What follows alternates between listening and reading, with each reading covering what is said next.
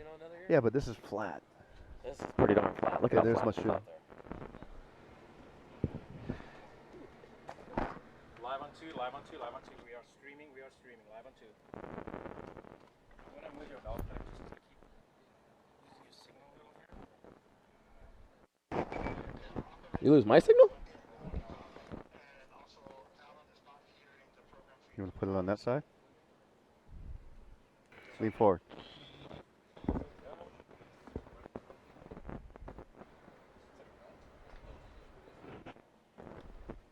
Put it on that side.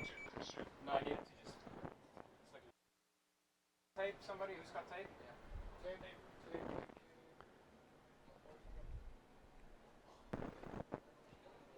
Let's just put this right here. Because the camera won't see that. Is that okay?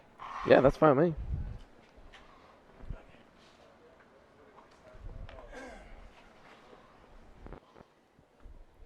Watch it now. I'll kick it out.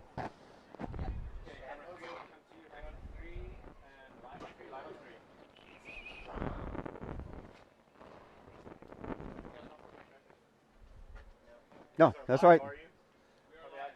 No, go.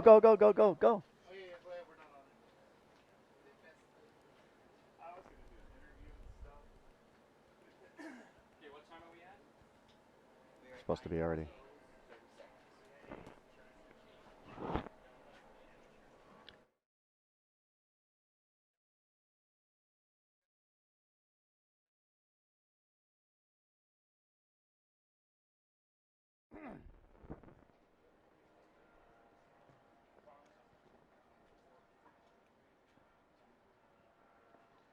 Welcome to the 2018 APP World Tour, and the City Paddle Festival is presented here for the New York Sup Open. I'm Bo Hodge along with Drew Murin. And Drew, welcome to New York City. Oh, what a beautiful city, Bo. I mean, we got a little taste of it last night. New York City, the city that never sleeps, and boy, oh boy, we have our first event ever, and it couldn't be a better location. Yeah, this is the second stop of the APP World Tour. Back in July, we had London. And we had Michael Booth and Shea Fowdy win those events and move on into this event, and they have returned with a force to take the lead for 2018. But boy, a quest of other athletes have joined them now. We're just looking at the start sheet for this event. The best paddlers in the world are here today for this event, and I mean, it couldn't be more iconic than have the best in one of the best cities in the U.S. Well, let's take a look at the men's list. You know, the men's featuring, three-time world champion Connor Baxter. We've got Travis Grant just coming off a Molokai to Oahu win, shattering the record from last year. You got Casper Steinfath from Denmark. Don't forget about Arthur Arukin from France, who's now number 2. They actually tied Casper and Arthur over in London, and they had to go to the tiebreaker in the Thames race. So those are some heavy favorites. And who else do you see in the men's field that could be a force here today? You can't discount Daddy Chi. Mm-hmm. Danny Chi from California. He's the one that pretty much put stand-up paddling on the map. Won multiple different events. He's here today. He wasn't in London, so it'll be kind of interesting to see. He whipped his board out of the box, just unwrapped it, cut it out, threw it on the water. But that's how that guy is. That's how he operates. Kai Lenny, always a wild card. Back into the racing series. We saw him in London. Had a miscalculation with that super lap, and that put him back, but he won the sprints. We're going to see him try to defend his sprints coming up when we go over to Long Beach. And how about Bruno Hasulia? Brothers. Just came off the 11-city tour win just recently, just a couple of days ago over in Europe. And he left his brother at home this time, which is kind of shocking. He's one of the new faces in the sub world that is definitely someone to watch out for. But you're talking about Kai Lenny as we take a look at him right there. Kai he was out foiling yesterday around the Statue of Liberty for the Red Bull, so he was all over. I think he had like 500,000 views on that. Well, here's the history of the Waterman League and the Racing World Series, now called the APP World Tour, the Association of Paddle Professionals. It's been a two-man world championship between the Maui boys, between Kai Lenny 3 times and Connor Baxter 3 times. But right now, after event number 1 in London, we've got an Aussie in the lead for 2018. So, but, these Maui boys, they don't like to lose. No, they don't. They want to get back on that podium.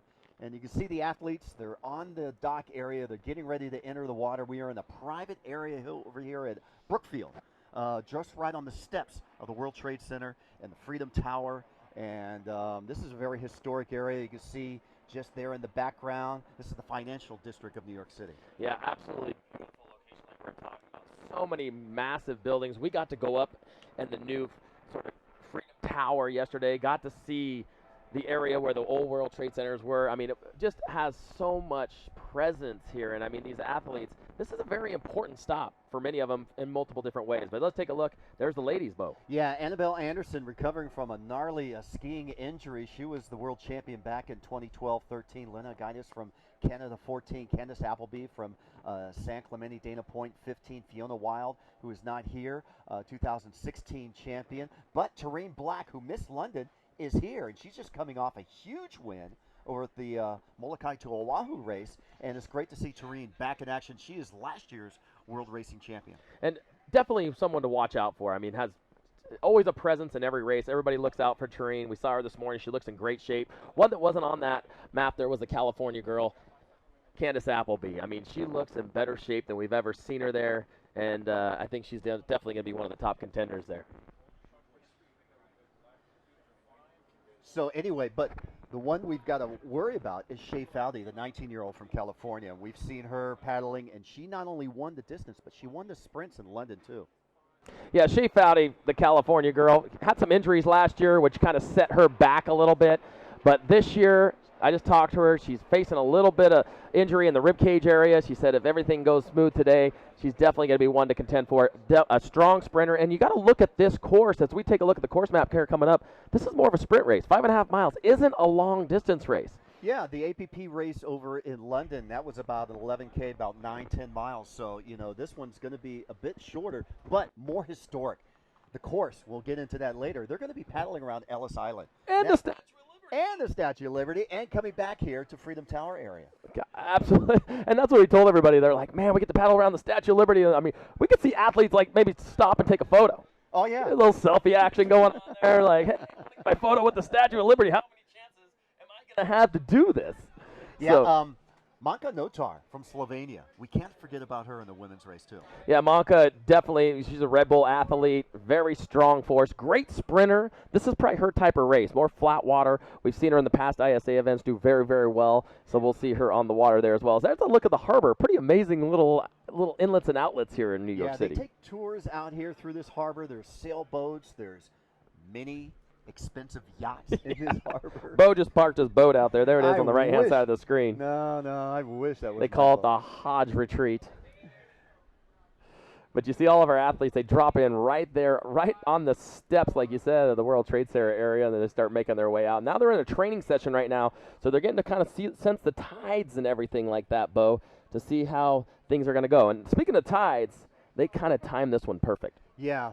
For this Saturday, the 15th here in September, we're going to be looking at a low tide that already happened at about 5:30 this morning. High tide coming out about 5.5 feet at around half past noon. But here we go. Here's the lineup. Here's just half the men's field. Connor Baxter, Bant Rodinger from Maui, Michael Booth, the APP point leader, Arthur Rukin in second, Casper Steinfath from Denmark third, Kai Linney, 3-time world champion of the race series, Bruno Hosoya just coming up after the 11-city race, Travis Grant just winning his fourth Molokai to Oahu race, and you got Slater Trout, Mo Freitas, and then here we go, the rest of the men's field. Yeah, the best of the men's field. You got a couple of young guns here. I mean, the young teenagers, Tyler Basher from California, Itzel Delgado from Peru, both young teenagers just kind of getting their feet wet. This is Tyler's first ever APP event, so I know he's super excited about that. And then the guy on the bottom of the screen, the personality of stand-up paddling, Zane Schweitzer, ultimate waterman champion. Just a great face. He's out there, always entertaining, so keep your eyes out for Zane Schweitzer. That was his brother. He's on the production crew here. It makes it kind of exciting to have the whole family. But there's a look at your boat, Bo. Look at that. There, you decided to park that baby right there, huh? You think you own the place. I decided not to have you on the boat last night because you were wearing flip-flops, slippers, as we say in Hawaii. That's how it works there. There's a dress code. Absolutely. There's some great. And speaking of the boys, there's the Rogue Boys behind us. Danny Ching out on the water there paddling around, and this is just set up to be a great race today, and we're glad you're all tuning in to the APP World Tour here, Bo. Yeah, we can see these are some of the media boats, some of the lead chase boats, some of the camera boats that'll be going in, some of the athletes. We have the men's pro. That will start roughly in about 3 minutes, and then 3 minutes later we'll have the women's pro start. Then we'll have the amateur pro-am start, and then we'll move into the amateur race, both men and women. And here we go, the New York Sup Open. Here's some other names that we're looking at, some of the women. Tareen Black, last year's world champion. Former champion Candace Appleby. Annie Reichardt, the teenager from Maui. Very impressive over in London. She was 4th overall. But Mankas Notar from Slovenia, she'll be a wild card to watch out for. Don't count out Erica.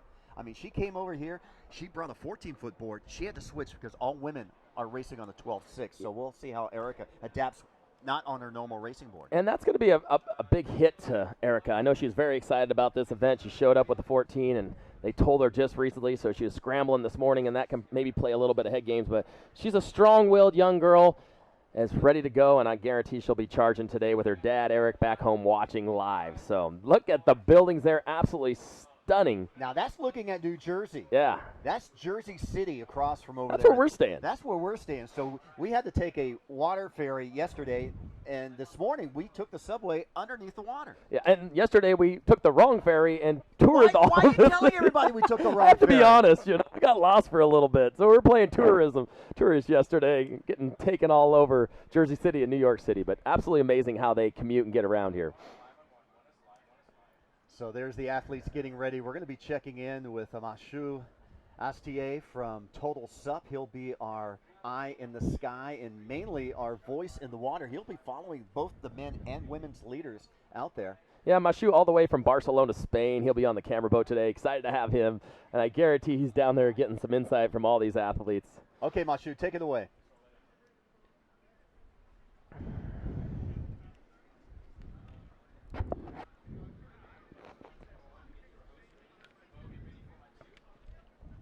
Okay, so we're still trying to hood up with Mashu over on the lead boat. He's going to give us a field, and it looks like we're going to have all the athletes start out in the Hudson. I know that was discussed yesterday. Are they going to start in the harbor side? Or are they going to start outside? There was a little bit of sort of discrepancy between there, but it seems like they got it figured out, and I think they made the right decision. Yeah, I think Anthony Vela wanted a start on the inside. All right, Mashu, let's take it away for us.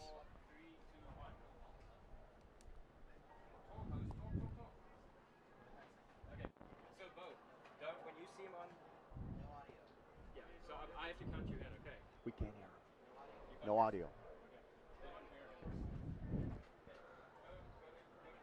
What are you doing? Okay, it looks like we got some technical difficulties with Mashu right now and can't get his audio, so we're going to be working on that. Doing? Why aren't you out there? So we just got a shot of Zane Schweitzer not paddling in the distance race. He's focusing on Long Island. I saw some clips of him earlier this week hitting barrels over there. That's kind of disappointing. I was excited to see Zane take to this course today, and then I see him in the announcer's booth, and I'm saying, what are you doing, man? And that's not unlike Zane. Zane has been known to be in the announcer's booth, and then 1 minute before the race start, jumps out there and goes out and races the thing. So I wasn't really shocked, but he's like, no, I'm going to take on the surf today.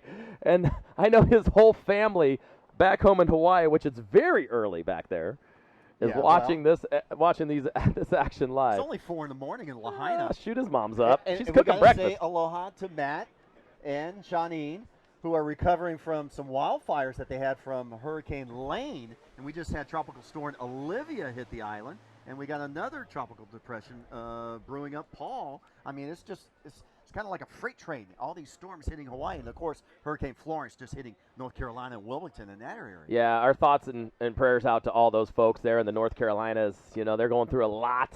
I know a lot of our friends and stand-up paddlers are there boarding up their houses. But it seems like things weren't quite as bad as they thought they were going to be. So looking out for you guys there. Speaking of North Carolina, the winner of this year's Carolina Cup, Michael Booth. That was a huge win for him this year. That was a perfect race for Michael Booth. I mean, the Carolina Cup set up perfectly for him. He even mentioned that the other day. He's like, this is my type of race. And looking at the conditions today, this is his type of race as well. Yeah, and then he goes to Europe and wins, 4 of the European races, and then wins the big one down in Spain, and pretty much cleaned house on the European Summer Tour. He's a force to be reckoned with. This guy, Michael Booth, you start talking statistics of Michael Booth, and I mean, this guy, 2-time Australian champion, a world champion in 2016, back-to-back European Tour champion in 17 and 18, and currently point standing leader in the APP. I mean, he's got some stats to back up. Well, And Booth won the distance race over at the Royal Victoria Docklands over at the London Sup Open. He was 6th in the sprints. So, and he had some bad starts in the sprints. And that was Kai Lenny who won the sprints over in London. And unfortunately for Kai, even though he won the sprints, he was 15th in the distance. So Boothie's going to be the rabbit today because he's the number 1 seed after London coming in here for New York. And we talked to him yesterday. We said, Michael, what's going to make it or break it for you today? He goes, I just need a good start, which he didn't have last year in Denmark at the ISAs. So I guarantee that's on his mind. The start is everything, but there's nobody I don't think that trains harder than Michael Booth. You look at him, he's chiseled out of stone, just wider than he is tall, amazing athlete. But the cool thing about this event as we change gears a little bit, Bo, is this is not just a pro race. We're going to see some pro-ams. We're going to see some amateurs getting to paddle this course as well. Yeah, you see the competitors in the red jersey. Those are some of our amateurs that you're talking about, Drew. Those will be starting up after the men and women pros. We have 16 pro men, 8 pro women, and we have a field of the City Festival for the pro-am and the amateurs coming up after their race, and they're doing the same exact course as the professionals. They're going around Ellis Island. They're going around the Statue of Liberty, coming back, and the start in front here and you can see Anthony Vela, our contest director, giving some last-minute instructions to our competitors. And the men, they're paddling on 14-foot boards. Absolutely. They're going to go 14s, and they're all set up and geared for it. But I think the one thing you got to talk about, which we'll see a lot, is the water safety here on the Hudson. It's absolutely phenomenal. I mean, these guys have met multiple times throughout the year. They're connected in so many different ways. There's multiple different craft out on the water making sure, because there's a lot of boat traffic on the Hudson. Yeah. Dan Murphy, who headed up the water safety, ex-lifeguard fireman, worked with Archie Kalepa over in Maui for many years. Of course, helps run the Red Bull heavy water event where we had 20-foot face surf over at that event, which was won by Casper last year. And they brought that same team over here to New York. So they're working with the local lifeguards here in New York City. They're working with the harbors. They're working with the Port Authority, NYPD. They found a good area of low traffic in the Hudson because this time yesterday and in the afternoon, it was hustle and bustle and boat wake everywhere and chop and bump, and it was sloppy conditions.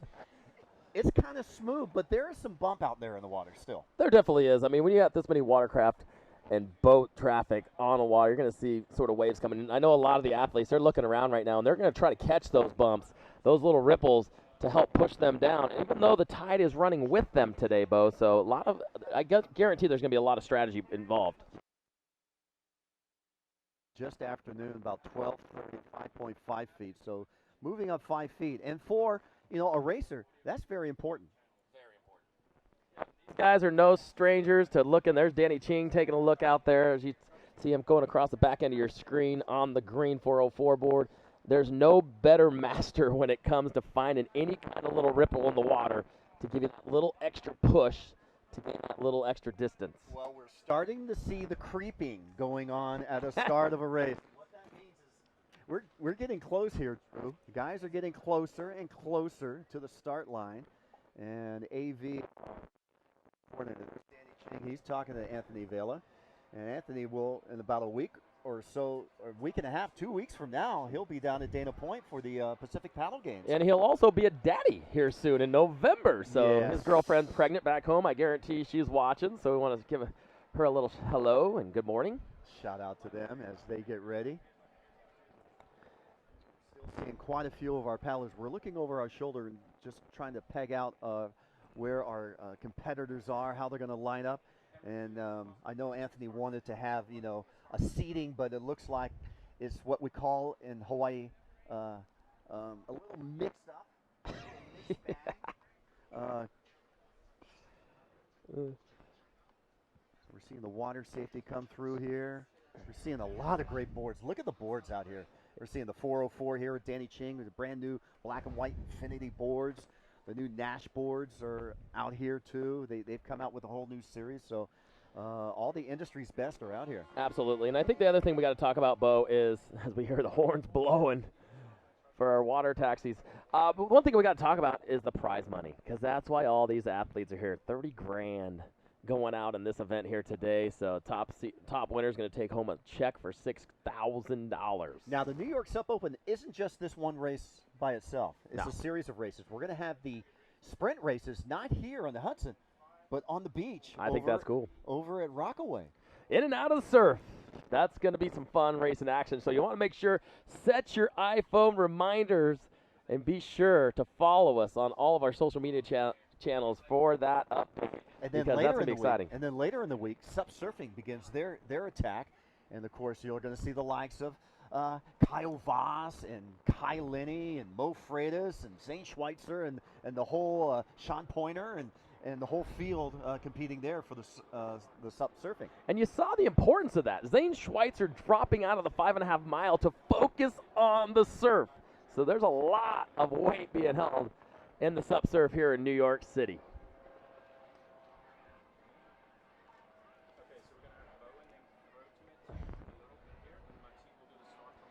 So there's some pretty amazing iconics. As you look around, it's just amazing to see all the different sort of designated areas. You got Ellis Island, you got the Statue of Liberty, you got the World Trade Center, all in this little area.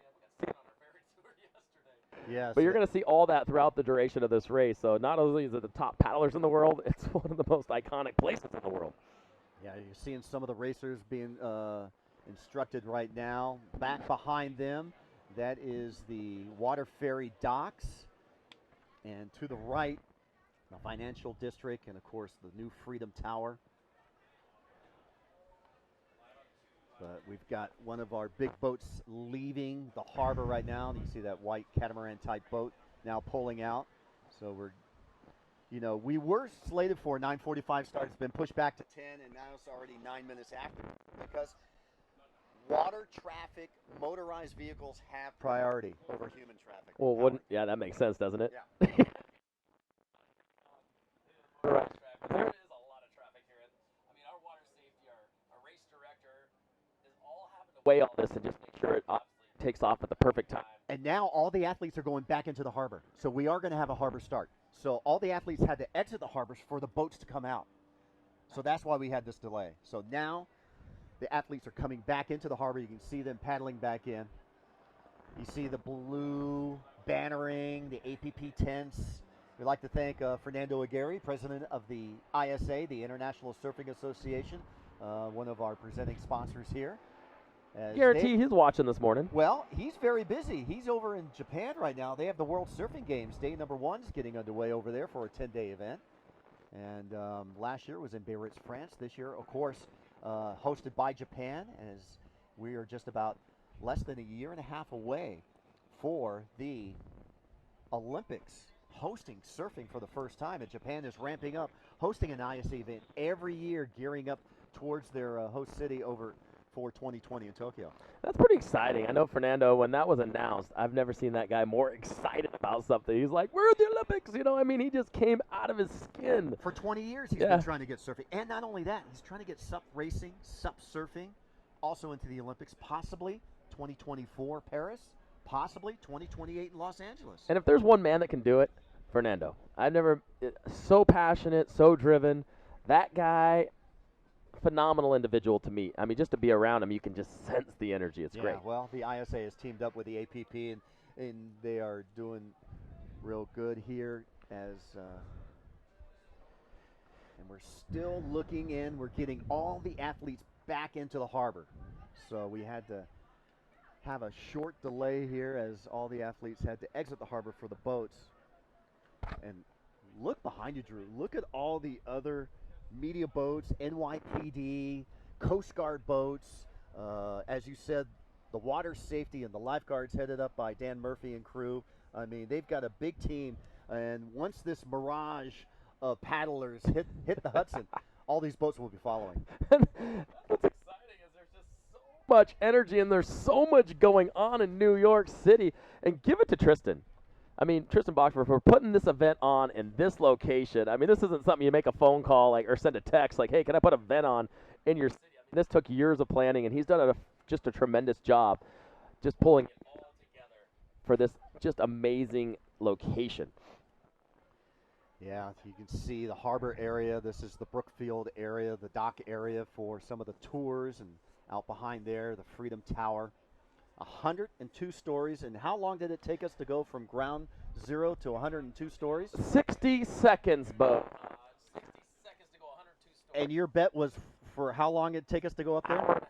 No, you said 10 minutes. I took the under on that one. Definitely. But what an amazing job they did on that as well. I mean, just so much incredible architecture. You see it there in the back location. There's NYPD. They were communicating to the Water Patrol, getting the walkie-talkie channels. They're going to be escorting and out and patrolling the waters, mainly watching over the other traffic, the ferries, the barges, the other tour groups that are patrol out and do their normal trafficking out in the Hudson. Yeah, they definitely got full control of everything going on. Lots of communication. Like I said, I mean, this is the Hudson. I mean, they've landed planes on this body of water in the past. So there's a lot going on here. So we'll make sure everything's just set perfect before they take off this contest. And hopefully we have a course map we can show you, because I think that is very, very just... Well, basically, this is the course. You start and finish here, okay? Right. You go around Ellis Island, which in the late 1800s hosted over 12 million immigrants over into the United States up until around 1950 or so. And then after they paddle under a bridge of Ellis Island, around Ellis Island, and there's no powered boats allowed on the backside of Ellis Island, they'll go around the Statue of Liberty and come back here. Easy. So you don't need a course map. You go to point A, you go to point B, and you come back to point A. Can't miss it. I mean, this might be one of the largest buoy turns in stand-up paddling history. And the most iconic. Going around the Statue of Liberty. Do I go around an orange buoy? No, you just go around the Statue of Liberty. Yeah, no big deal. You can't miss it. That's how Tristan does things, you know. Yeah. Let's go paddle around the Statue of Liberty. Okay. Easy done. Easy done. Oh, phenomenal. Okay, a viewer asked, will Kai Lenny be on his foil in this race? Oh, he was yesterday. He was out zipping around. He will not be on his foil. That's the answer. No. The answer is no. He's definitely something to watch on that foil. Yeah. Well, he foiled Molokai to Oahu. 2 hours, 52 minutes, 58 seconds. And he would have come in a lot faster, but he had to prone paddle, not only Kai Lenny, but all 10 foilers had to prone paddle the last mile and a half into the channel over in Hawaii Kai to finish that race. So, well, you couldn't. You were going into the wind. Oh, into the wind. And there was hardly any surf on the south shore of the race day. So, but we're seeing foiling coming into the fray over at the Gorge, the Hood River race, the Nash race they just recently had. The Olokai race earlier this year over on Maui. But, yeah, no foiling competition here today. This is strict racing. Men will be on 14-foot boards. The women will be on standard 12 6-foot boards. And we'll have the sprints coming up Monday, Tuesday. Monday, Tuesday will be the sprints, and that's going to be interesting. I mean, that's a lot of fun in and out of the surf there. Definitely tune in for that one. You don't want to miss that. And then the sup surfing gets underway for both men and women. Which I've heard has been firing. We haven't had a chance to view it, but everybody's just saying it's been just knocking things out. Hurricane Florence has produced a low, and the fetch is right coming up the coast up here. It's going to be gorgeous. Yeah. So, but today's gorgeous, Bo. I mean, temperatures right now expected to reach 80 degrees here. Is that water or air? That's what I was going to mention. The water temperature is in the upper 70s as well, so a very pleasant day here. Okay, so you're seeing some of the Water Patrol. We're getting the last second details all issued out for the paddlers. They are back into the harbor. We had to bring the paddlers out of the harbor because one of the tour boats had to move out. And so right now we got the paddlers back into the harbor, and they're given their last minute instructions. What a beautiful view. I mean, Brookfield to the left. I mean, there's a huge shopping mall underground here at the World Trade Center area. Yeah. With everything, all your favorite stores, Louis Vuitton, you know, all your Saks Fifth Avenue, where you kind of hang out. Yeah. All those stores are located right there. But I think the most amazing thing we saw was the pools. I mean, that was such a piece of history that you go walk up to, and you see those giant square pools that just kind of infinity, you know, like an infinity pool that just drop into nothing. And when you walk up there, you kind of experience that little bit of, you know, that feeling, that tickle in your skin.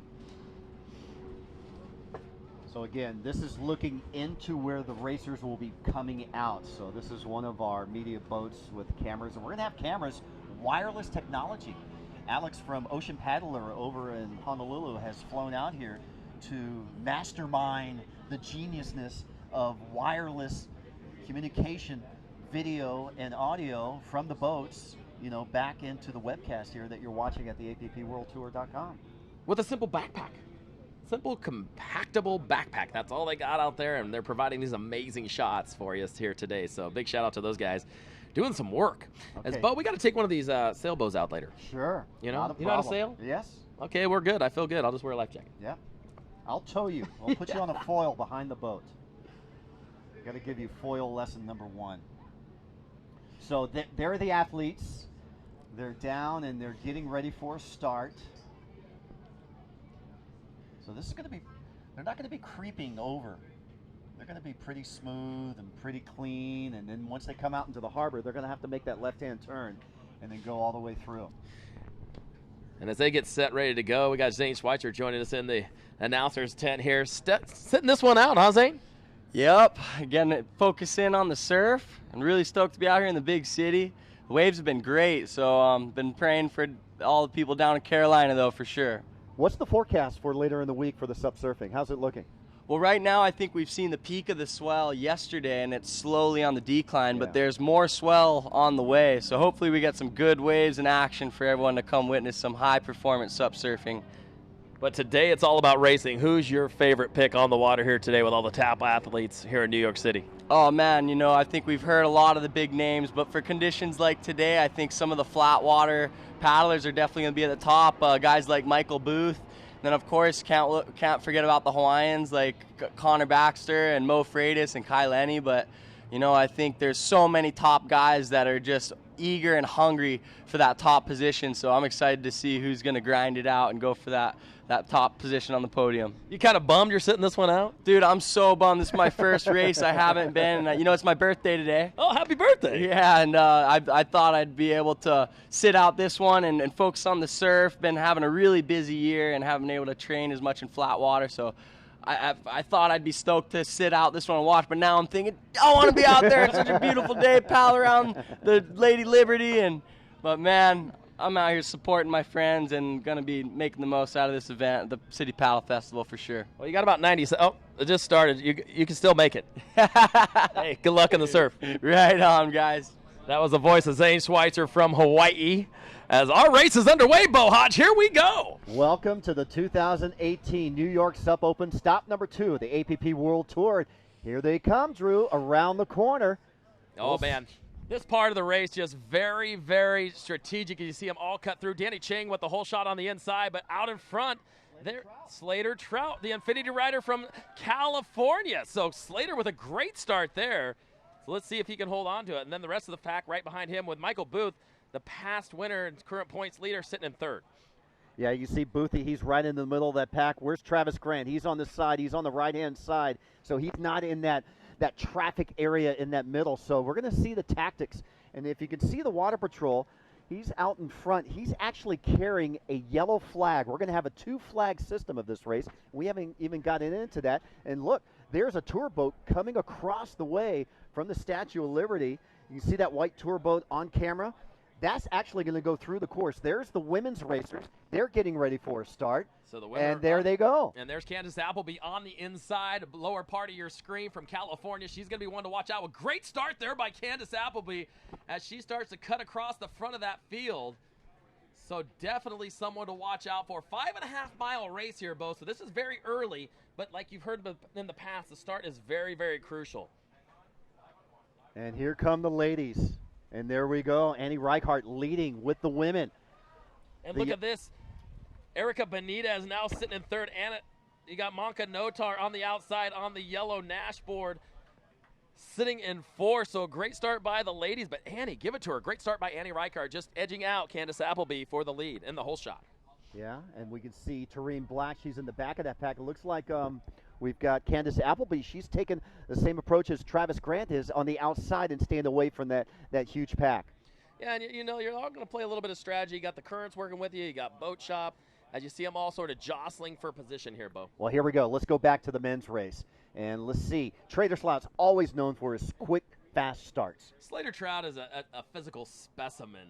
I mean, this guy really trained hard, over the last couple of years. I know he's really trying to get heavy into it again, trying to make his move. So there's a shot of Candace Appleby on the lower part of your screen.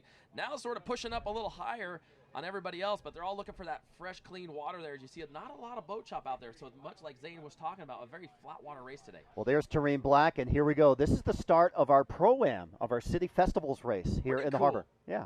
I think it's great to have Pro-Ams and amateur divisions. Let everybody compete, get everybody stoked on the sport, and that's what this is all about. When you here get to get a buoy turn on the Statue of Liberty, sign me up. Yeah, look at that. You got New Jersey on one side of the field. They're taking off from New York. I mean, you get to paddle in 2 different states. Yeah, very true. Kind of funny how that works, but I mean, a plethora of different athletes here in the Pro-Am.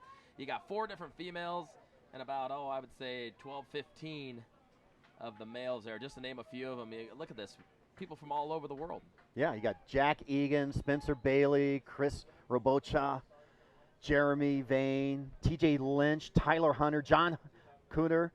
There's that Hunter also. But, yeah, so people from all around the world. We met a guy yesterday from Germany, and they shipped his board not on the airplane, but to somewhere else, and he had to borrow a board to start today. Hey, why not? That's what this community is all about. You got a board, you can borrow it. As we take a look at, this is the men's race. We're back on now, 3:52, so still very early. This race should be around a 45-minute race, they're estimating. Well, up to an hour, too. You got to play in the factor of the boat traffic, and let's go back to the start of the race. This is our amateurs in the red, but the Water Patrol will have a 2-flag system. Yellow flag, the gold flag, go. A red flag means danger approaching, a boat coming up. And here we go. We can see Slater Trout there, number 9. No, that's Arthur Arukin. That's the Frenchman Arukin. Switched board manufacturers here about a year ago. And he was with Fanatic, wasn't he, before? Yeah, always been sort of on the edge of taking a victory. Very strong paddler, young paddler out of France. And top 10 ranked windsurfer on the Pro Tour. Stud. Yeah. Absolute stud. Back to our women's race. You see Erica Benitez up on the left-hand side of your screen there. Perfect paddle position. That's Candace Appleby right dead center. And Brian Bainey and crew doing a great job with the Infinity crew out here, too. Yeah, it's kind of cool to see the Infinity crew. They're such a tight-knit group of individuals. They all support each other, whatever they need, and it's neat to see that communities such as that. And I believe that's Shay Fowdy out in the lead of this camera shot, too. You can definitely follow Shay Fowdy because she's got that unique paddle stroke. You see her bending way over, almost 90 degrees, reaching for every bit of water she can pull. Like we talked about earlier, I was asking her how she felt today because last year she had that knee injury. It really set her back in 2017, and now she's back, but she said she's been facing some rib injuries this year, but she'll power through, no doubt about it. We saw Shay 4 years ago in Nicaragua at the ISA World Sup and Paddleboard World Championships, and she was she had to have IVs because she paddled so hard in the heat. She doesn't know stop. No, and she I just think go. She gets it from her mom. Yeah. It's like focus, boom, going. I'll stop when I hit the finish line. Okay, Arthur Arukin from France, currently ranked number 2 after the London Sup Open. So he's got to be a walk hard. And look at the boat chop. Look at the guys, how they're going into these waves. So, and he's slicing right through them. Yeah, Arthur, like we talked about, very strong paddler from France. Definitely one that's going to be a contender here today. And it's like you said, half the field can win this race. And the other half could be the sleeper that comes up and takes the victory from everybody else.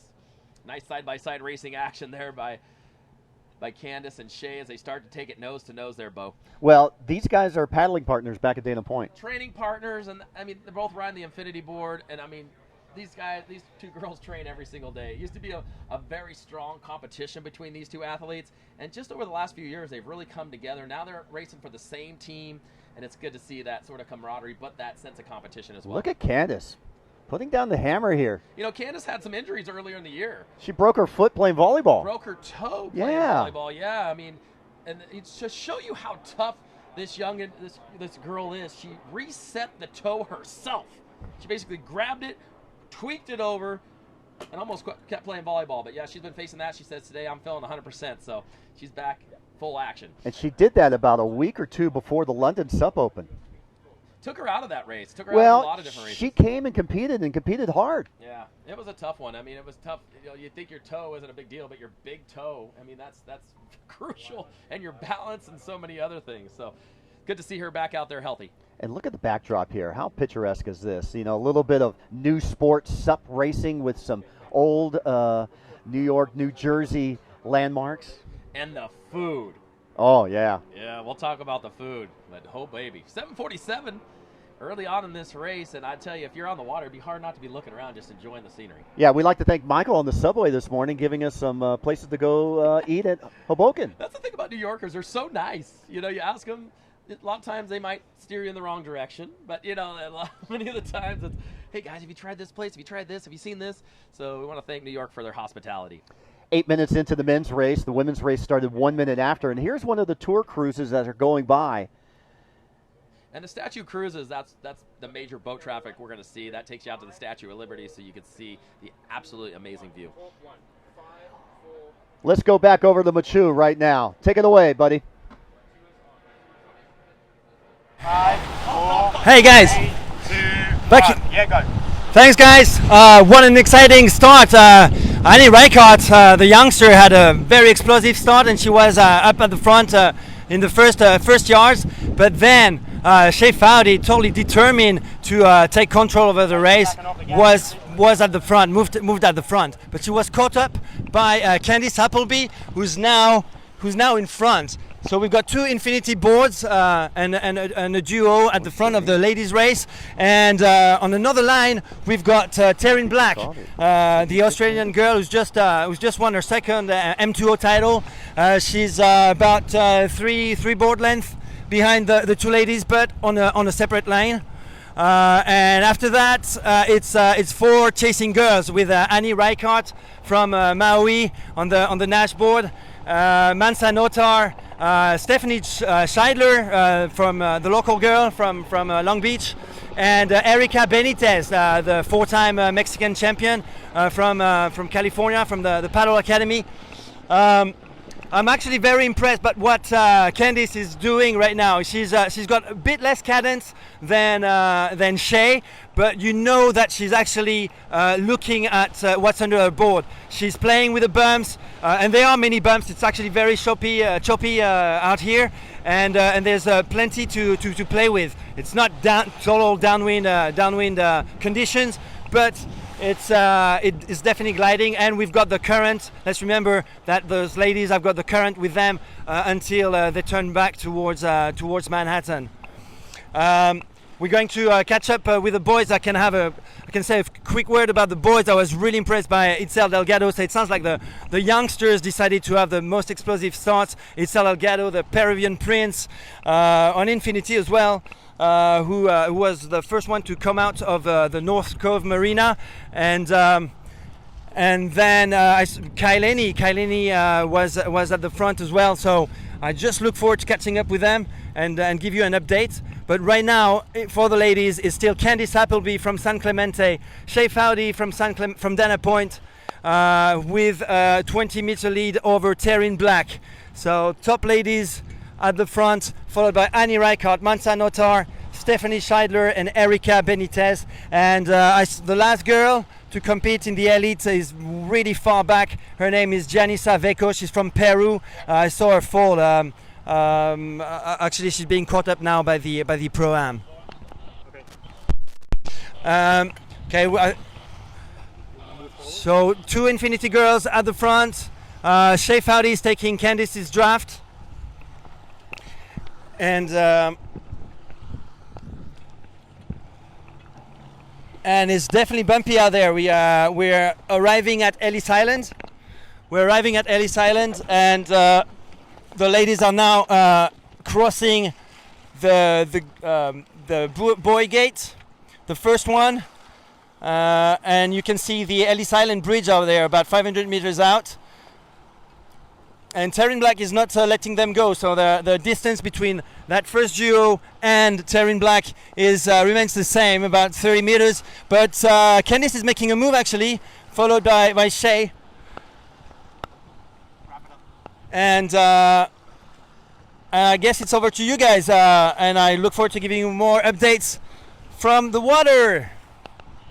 All right, Machu, thank you so much for that update. And we're seeing the paddlers now go in between the two white buoys, and that's the entrance into the Ellis Island area. They'll actually be paddling underneath a brown bridge. Another iconic spot here in New York City. Ellis Island is all cut through. Now, talking water depths, the Hudson really isn't that deep. You think about it being a deep body of water, but at the pinnacle, it's like 60 feet, and through Ellis Island, it gets down to like 6 feet. So you start talking currents and you start talking tides in a 6-foot area, it should be ripping through there, Bo. Yeah, well, the paddlers are looking at a favorable tide pulling them through that area.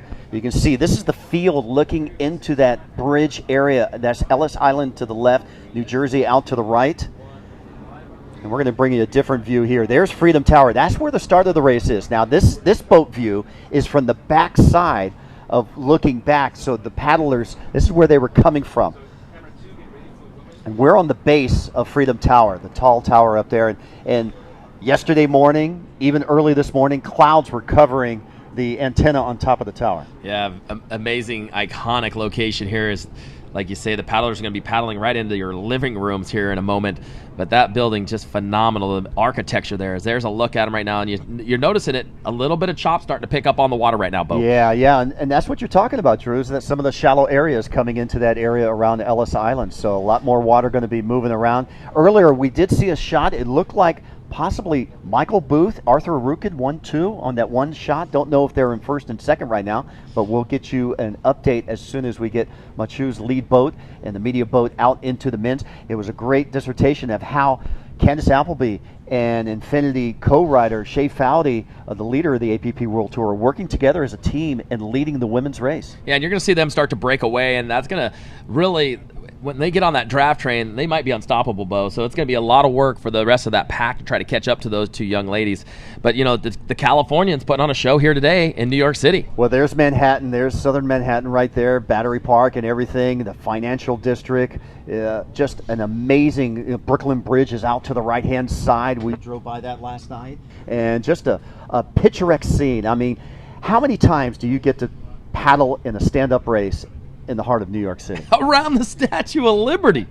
I mean, Ellis Island, the Statue of Liberty, this is stuff that you learn in history class growing up in school, and you see all the photos, but until you actually come here and you witness it, it's just phenomenal. And then you get to go paddle around it and use it as a buoy. Yeah, the U.S. Open, the tennis major just finished up last week. You know, a lot of action going around. We were given a tour about the 86 museums here in New York City last night. And the Broadway shows. The Broadway shows are 2 for 1 for the locals around here. Yeah. I mean, They have there's a lot everything. going on. The city that never sleeps. Yankees are playing the Blue Jays over at Yankee Stadium. The Red Sox are coming into town. We've got the Miami Jet game coming up at Giant Stadium over in New Jersey, and there we go. This is the backside of Ellis Island. This is some of our lead men coming in here and working their way through. So smoother waters on the backside of this island. Yeah, we kind of expected that. It's a little more protected there. The island, pretty massive piece of ground there. But you're taking a look there at our athletes as they paddle around. Now, the currents are going with the paddlers here. And I know Danny Chingos mentioned that earlier. He goes, hey, this might be one of the nicer races because we're going to be paddling with the current. There's Michael Booth, direct dead center of your screen, the Aussie. Well, Michael Booth won the distance race. You can see the Statue of Liberty out behind Boothie right there. Won the distance race in the Royal Victoria Docklands over the London Sup Open. Placed 6th in the sprint race. And there's number 2, there's Arthur Rukin from France, who placed 2nd to Michael Booth in the distance race. He's got to be happy with that. And he was 4th in the sprint. So I guess he wants to be near the leader. Yeah, and I think that's Connor Baxter there, right in the dead center of your screen, sitting in 3rd right now overall from Hawaii. So a great start for him as well. But Arthur, he's got to be happy to be in 2nd position right now. That's just an amazing shot, Bo. Yeah, you got Connor Baxter from Haiku, Maui. You got the Statue of Liberty in the foreground. And look at his technique. Connor. Oh, Connor looks like he went sort of sat on the back of his heels there as we went out of screen. Yeah, so Connor kind of went down there. He's back up, though. He ain't going to be down for long. Okay. There's 24 years old Connor now. Just recently got married, so congratulations to him. Over in Italy. And, of course, he's a 3-time world champion of this race series. There's Travis. Travis Grant, number 11 from Australia, lives on Oahu, Honolulu. Not only a Molokai to Oahu SUP champion 4 times, but also OC1 Outrigger solo champion. He held that Molokai SUP and OC1, I believe, 3 years ago. He won both races in the same calendar year. Phenomenal athlete. This is his type of race. And there, speaking of outrigger canoe riders, just on the right corner of your screen there in the green, that's Danny Ching from Redondo Beach, California. That's his forte, outrigger canoeing. And his 2.5-year-old just competed in her first ever outrigger race. 2.5-year-old. Yeah, with Danny steering. You can see Ellis Island now in the background. So they're on the backside of Ellis, working their way around. Great camera work there by our boys, just putting it down for you. Michael Booth, winner of the Carolina Cup, won in Australia early in the season, comes back and wins 4 races in Europe, and now winning the first APP event in London and coming into New York, stop number 2 of the APP World Tour.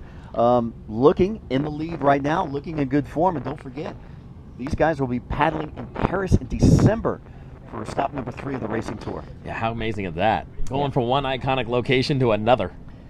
But in the dead of winter. Hey, these guys can do it. No doubt about it. No doubt about it. As you talk Boothie, I mean, 2-time Australian champion, world champion in 16, Euro Tour champion. Well, here we go. Arthur Rukin has really caught up to Michael Booth now, and they're working as a team. Yeah, Arthur, as you see, really trying to stay on the back end of that fin box of Boothie, just trying to get him to pull. As you see him take a couple of strokes off, and Boothie he hasn't lost any distance, so that drafting really being beneficial for Arthur. He can almost take about a stroke off as he sits about 12 to 14 inches off the back end of his fin box. Okay, Drew, 19 minutes into this race, they have rounded Ellis Island. They're now heading over to the Statue of Liberty. And that's not that far. I mean, from Ellis Island to the Statue of Liberty, what would you guess there, Bo? Just eyeballing it right now, what, half mile? Yeah, I was going to say, it's not very far. So you'll see them cut across, and they should make this turn in the next 8 to 10 minutes, which is a very fast pace, even though we have nothing to judge by, but for this particular 5.5 mile contest. So Michael Booth from Australia out in the lead, Arthur Rukin from France in second place.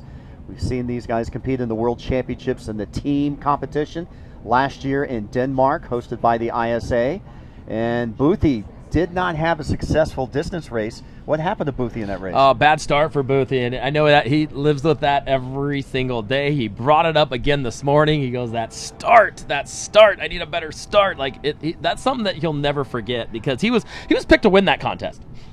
Well, it was Bruno Hosuyo who won that event, and Bruno's here just coming off an 11-city victory in Europe, and he could be kind of gassed out, Bruno, coming over here to New York after paddling that 11-city race. But that guy, I mean, to train, he paddles 20 miles. I mean, that's a normal training day. Him and his brother and him are out on the water every single day, and they're not doing short training races. I mean, these guys are paddling 20 miles. We're on the backside of Ellis Island with this shot right here, waiting for the women to come through. New Jersey on the left, New York on the right. There's Manhattan, and you can see Ellis Island and the white buoy. There's actually 2 white buoys, and the paddlers were going in between these buoys. And just a great picture here of all the high rises and the skyscrapers, and of course the tall one out to the right, that is Freedom Tower. And off to the left, that's Jersey City. Back to our men's race at the Statue of Liberty. Michael Booth won, Arthur Rukin second. Yeah, Boothie looking very, very strong here, Bo. I mean, we knew he was definitely one of the top contenders, and you can see that sort of tide starting to kick in here, really carrying those athletes at a pretty good clip.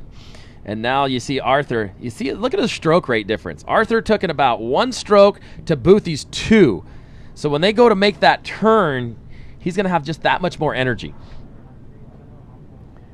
Well, Michael Booth did not paddle in this year's Molokai to Oahu race. His father had some health problems, and he went back home to, I believe, to Western Australia to be with his father. And here's some boat wake playing. We just saw that boat go right to left, and you can see the waves here, but these 14-foot boards slice right through them very cleanly. Yeah, not a doubt. As Arthur looking very strong here. First in the SUP Euroturo Battle of the Coast.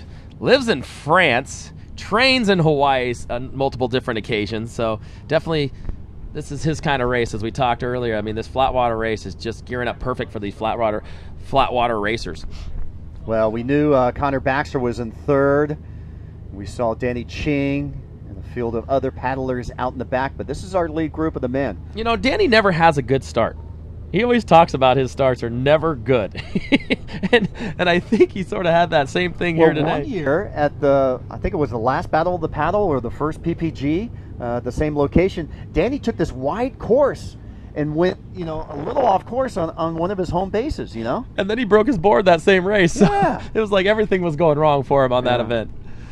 But, definitely someone you can't count out. As they're going to make this turn, you're going to see.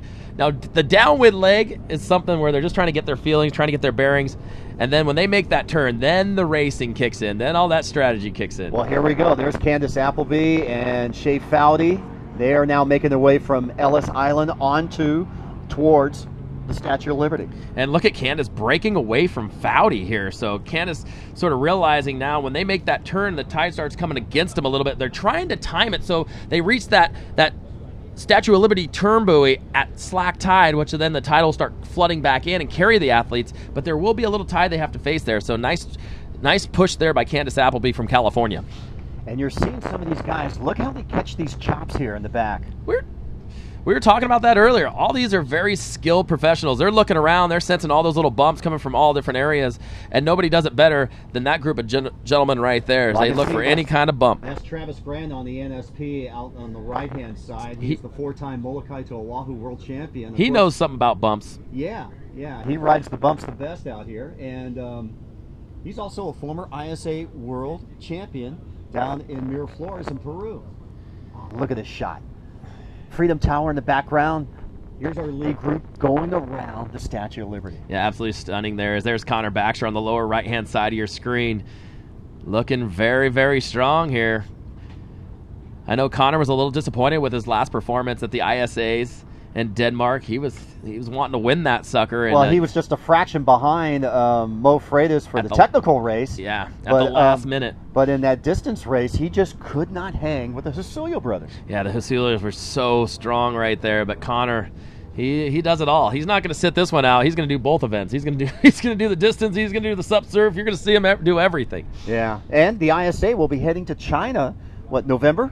For the ISA World Sup and Paddleboard Prone Championships? Going to be in China, so we're taking this thing all around the world. There's a nice buoy turn there as Connor makes his way around. Here we go, Candace Appleby from San Clemente.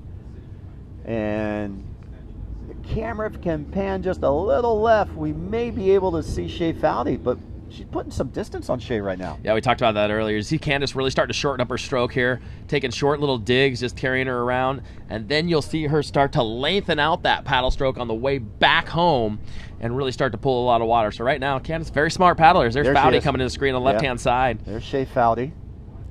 Be interesting to see who's in third in the women's race right now. Yeah, we'll get to it. Don't you worry. But these two, we kind of talked about it earlier. The California girls putting on a show for everybody here today. Well, of course, the APP World Tour featured the host country here with Slater Trout and Candace Appleby highlighting, bringing their boards down to Times Square. And, of course, more recently, Arthur Arukin down on the Seine River over and getting ready for the race in Paris coming up at the end of the year. So Tristan and the whole crew doing a great job. This year's schedule, London, New York, San Francisco, Paris for the racing series. You can't get any four bigger cities than that in the world. Oh, man, and the San Francisco event last year was absolutely phenomenal. I mean, the event, just seeing the photos and the video, I mean, it kind of made your skin crawl about how amazing that event was. We were standing on the beach at Ocean Beach in the morning in the dark, and I'm standing next to Cody Kerbox and his dad, Buzzy, and you could just hear the roar of the thunder. And Buzzy goes, boy, it's big today. And then Cody had the biggest eyes, and Cody finished top 3. Yeah, Cody, Cody's just such a mellow individual. He just kind of goes with it. It was good to see him finish in the top 3. Okay, question for you, Drew. Yes, sir. Arthur, drafting Michael Booth a majority of this race. Is he going to make a move? Is he saving himself? Will Boothie let him pass him? I think Arthur's a smart paddler. He's just kind of weighing this one out. They'll wait till they hit that buoy turn, and then we'll see them start to pull in that last 2 miles or so we'll start to see him try to make some distance here. So Arthur paddling a very smart race so far. And look at Boothie there. Very technical, very in sync. I mean, not trying to break away.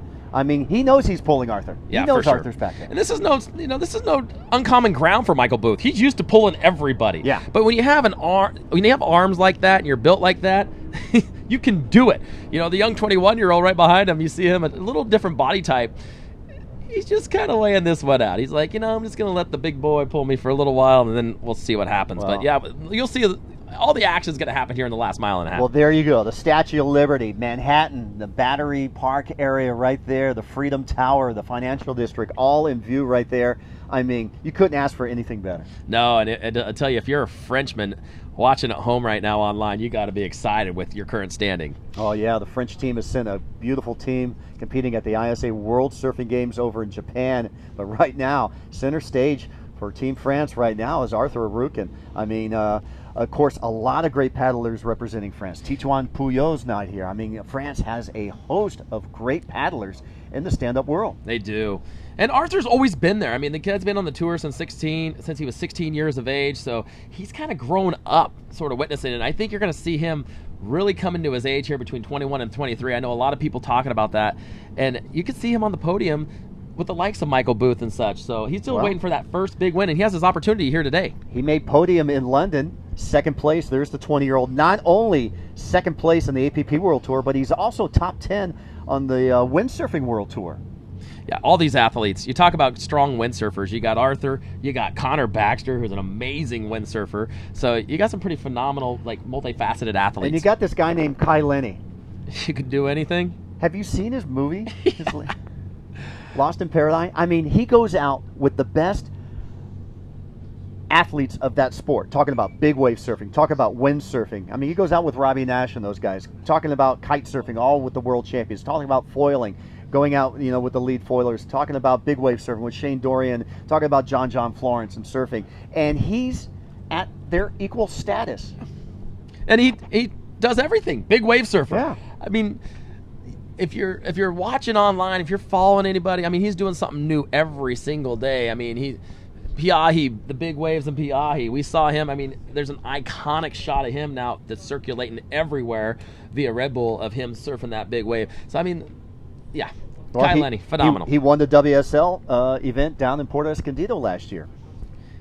And that's cool just to see all these athletes. You see Arthur kind of getting that more surf stance, trying to get that buoy turn very, very tightly, and does it.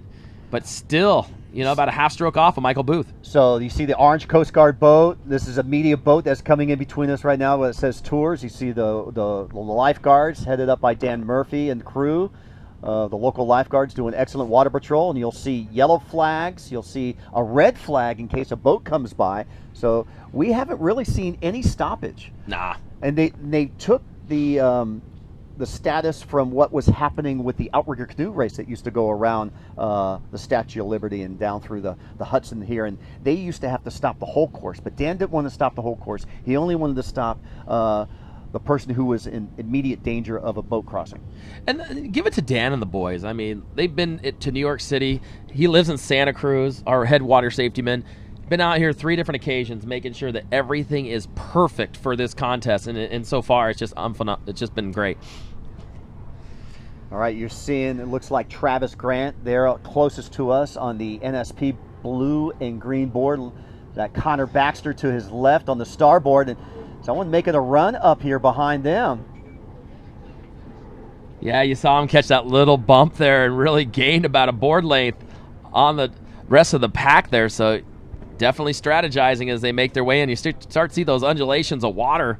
So they're going to be looking for any kind of little bump, any kind of little riffle that'll carry them that little bit. So smart paddling there by our paddler there in the white. Trying to make out, is that Mo Freitas in the center there? Yeah, it looks like Mo. So you got Travis, Mo, and Connor. Mo's on a new board. That's why I didn't recognize him. All right, let's go back out into the water and check in with Machu. Machu, what do you see in our leaders right now? Hello guys, we are south of the Statue of Liberty, and what an incredible sight. Just Statue of Liberty and stand-up paddlers, top stand-up paddlers is just unbelievable. There has been a lot of movers and shakers. Obviously, Michael Booth and Arthur Aridkin are up front. I'm really impressed by what Arthur is doing. Is actually just focused on that starboard tail. You know, his job is really to stick with Michael, and you can see that he's paddling strategically for that exact mission at the moment. Behind them is 4 guys. 3 of them working together right now. It's Connor, Travis, and Mo, with actually lots of moving and shaking between those 3, and Danny Ching just behind. And then we have 3 guys. We've got Itzel Delgado, who had the best start. He sprinted out of the North Cove Marina. He's leading a 3-man draft with Casper Steinfath behind him, and Kai Lenny on Infinity. Kai Lenny is on Infinity, by the way. That's the same board that he used at the London Sup Open. So, and that worked pretty well for him, especially in the sprints. It's really choppy out here, and there are definitely some great bumps to play with, and so we've seen quite a bit of surfing. Michael and is obviously at the front. That's what we would expect. It is the man of the moment. Is really hammering it down, and Arthur making sure that he stays with him. So we've now passed the half mark of the race. And all the riders are going to be facing the current, and we'll see if that's going to bring any novelty within the race. I have to say also that I'm been really impressed by what Travis has done. Travis didn't have a great start at all. He's actually known for that. He's more of an ocean paddler, but you can see that he's slowly coming up. He passed Mo, he passed Connor, and is now in the lead of that chasing pack, just like it happened in London 2 months ago. He led the chasing pack. Obviously, it was a sprint finish. It didn't turn out with him finishing 3rd in that long distance race, but it's a similar scenario. So really interesting to see all of that.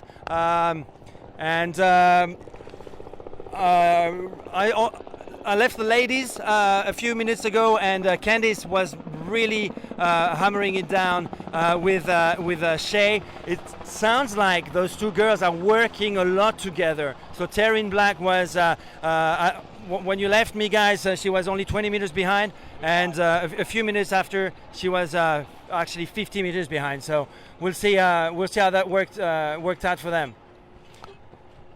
I can see the 2 last elite men paddlers actually reaching that buoy, and it's Bernd Rodiger on Nash, and Oli Schwartz, a German guy who has a very specific paddle. He's got a this was popular like a few.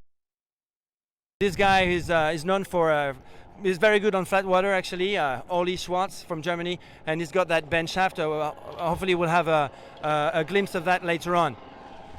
Back to you guys. Thank you very much, and thanks for the view. I'm loving it.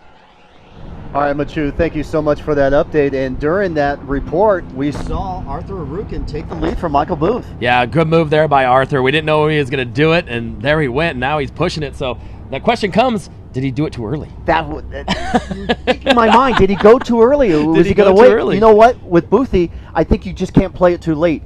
If you got a chance to go ahead, and I think he made his move. The right move. And you know what I was shocked to see is Boothie didn't try to jump on and draft him now. So Boothie just kind of paddling his own race here. Well, it looked like Arthur went wide left. So maybe Booth knows something about the currents there. But I think something we got to get back to here as we take a look at the field there. We talked to Mo Freitas. I didn't recognize him because he's on a new ride this year. Mo paddling for Boardworks, the Rogue team this year. I know that was a huge pickup for Rick Carr and the Boardworks team. So Mo, no stranger to winning, won the PPGs, has won the ISAs in Denmark, and definitely one to watch out for, as he's definitely in contention in this race.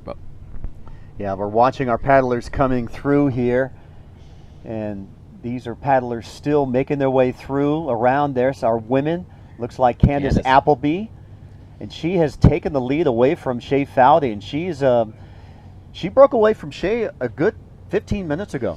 Yeah, and you know, this is no stranger. You know, Candice, she knows what she's doing. I mean, she's been doing this probably longer than any of the other ladies in the field. as she goes around that buoy. So she knows how to gauge it. She knows her body. She knows more.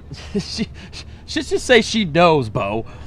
Yeah, this is one of our men's paddlers coming around here. So got a cross of both men and women. And there's Shay. So there's second place for the ladies. So Shay's still in strong contention here. Well, I would say 2 minutes behind, maybe 90 seconds or so. Now back to our leaders, and there you go. There's 1 and 2. On the left, that's Arthur Rukin from France on the Fanatic. And you can see Michael Booth now laying down the hammer. He's trying to catch him on the starboard, on the blue starboard. And look at Boothie's stroke. And look at Boothie catch every bit of wave there. You see him take a couple big strokes. You see that little undulated wave just kind of push him along, paddling a very smart wave. Now you see him gaining some room there on Arthur, as Arthur just pulling through everything there. Now this, as this ski goes by, let's see what they do with this little bit of side wash. Yeah, we heard that Connor Baxter was in third, so we're not quite sure if that's Travis Grant or Connor Baxter, but there is a group of 3 out behind these guys, our 2 leaders. Arthur Rukin, that should be the France flag, and for Michael Booth, that should be the Australian flag. Yeah. So we got wrong flags there up there. We apologize for that. But, yeah, there's a group of Connor Baxter, Travis Grant, Mo Freitas battling for third, fourth, fifth right now. 37 minutes into this contest. There's your top 4.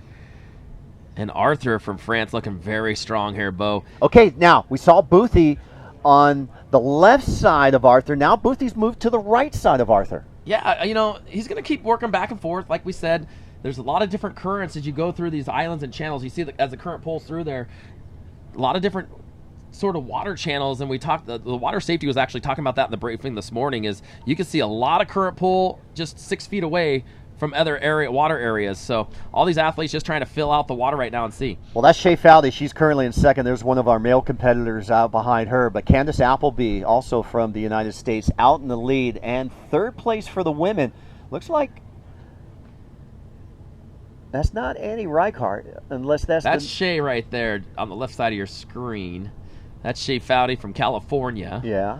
So we'll look for third place come into view on the left-hand side.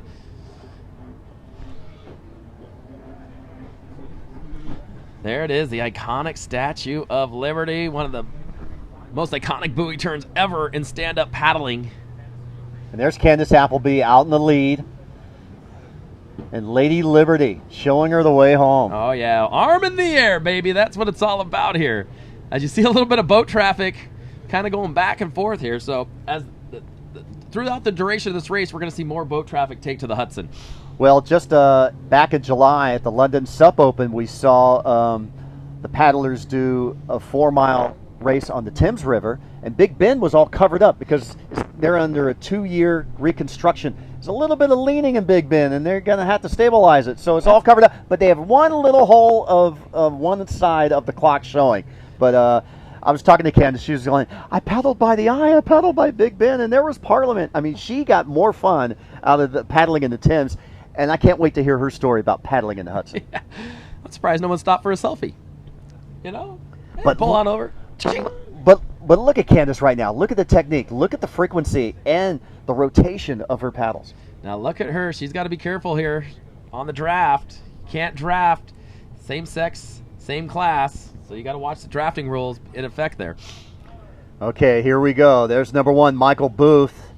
Number 9 out to the right. That's Arthur Rukin. So Boothie, he's been playing dog and pony with Arthur. He's just trying to find his own little niche here. Yeah, and you see the separation between these two paddlers. So, like we talked about, each one of them trying to find that little bit of current as they start paddling their way back home. Well, Michael Booth has led all the way out to the Statue of Liberty. In between the Statue of Liberty and back to the finish line area, Arthur has taken the lead. But it looks like Boothie has regained that lead right now. And, this is Boothie's type of race. He's a flat water paddler. You heard his name over and over and over again.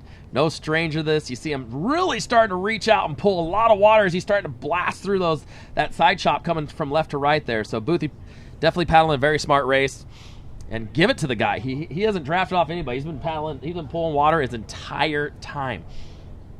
Okay, now he's making a wide loop coming back into the finish line area. Yeah, interesting strategy there. As it's not really just a direct shot to home. But you know what? He's found a lane. Maybe he's found a little bit of a current and a little bit of bump and chop that's taken him kind of in the middle of the Hudson. Yeah, you're seeing the current really isn't playing a factor here. You're getting into slack tide, so I don't know if it's really turned yet. We'll have to go down to the boat and Matu to kind of get the update on what the currents and tides are doing. And look at Arthur.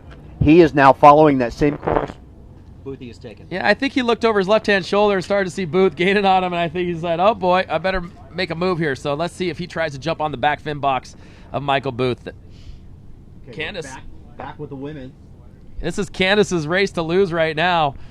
I mean, she started very well, had a great start, carried herself all the way through, started to put some distance on Foudy about a third into this contest, and now just lengthen that paddle stroke. As you see her starting to face a little bit of chop there, but keeping her balance very, very nicely.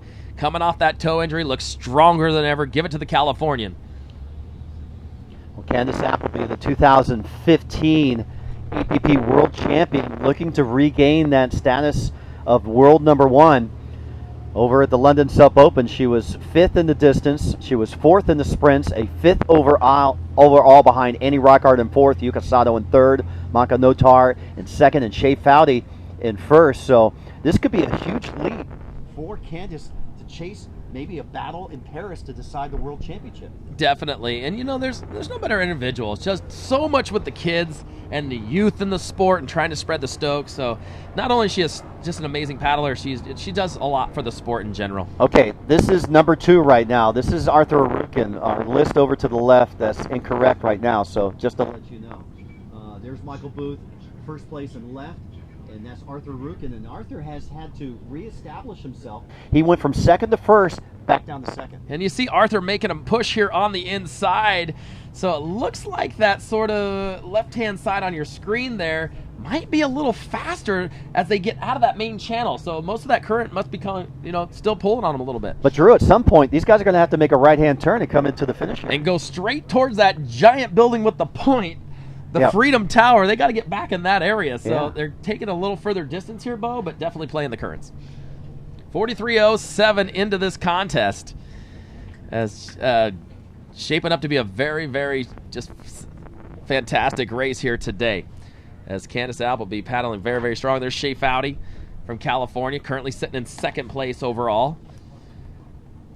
So Shea trying to make her comeback this year after facing some injuries in the past, Bo, and looks stronger than ever. Yeah, Shea Foudy leading, a 2nd place. That's a win for her because she was 1st place in London, a 2nd place here, and how she does on the sprints, with Candace on her tail right here. And there's the road rider Mo Freitas, traditional Mo, sort of upright, just short little paddle strokes. And, Bo, we got to give a shout-out to a lot of our supporting partners. The Kombucha by Brew Doctor Kombucha, Kona Deep, Saks Underwear, Barbados Tourism, Red Bull, the City of Long Beach, New York Mayor's Office. We got the New York Mayor's Office supporting this event. And the Hurley Suit Club presented by Scootin Surf. So a lot of people making this event possible here today. And don't forget about the International Surfing Association, Fernando Aguirre, and the ISA. Also one of our sanctioning sponsors here at the New York Sup Open. Stop number 2. So we're watching Connor Baxter from Haiku, Maui, a 3-time world champion of the racing series. And look at that. Usually you see Connor in between Maui and Molokai on his beautiful starboard, but now here he is in the Hudson River, fronting Manhattan. If there was 3-foot rollers, Connor would be in his element, right? Yeah.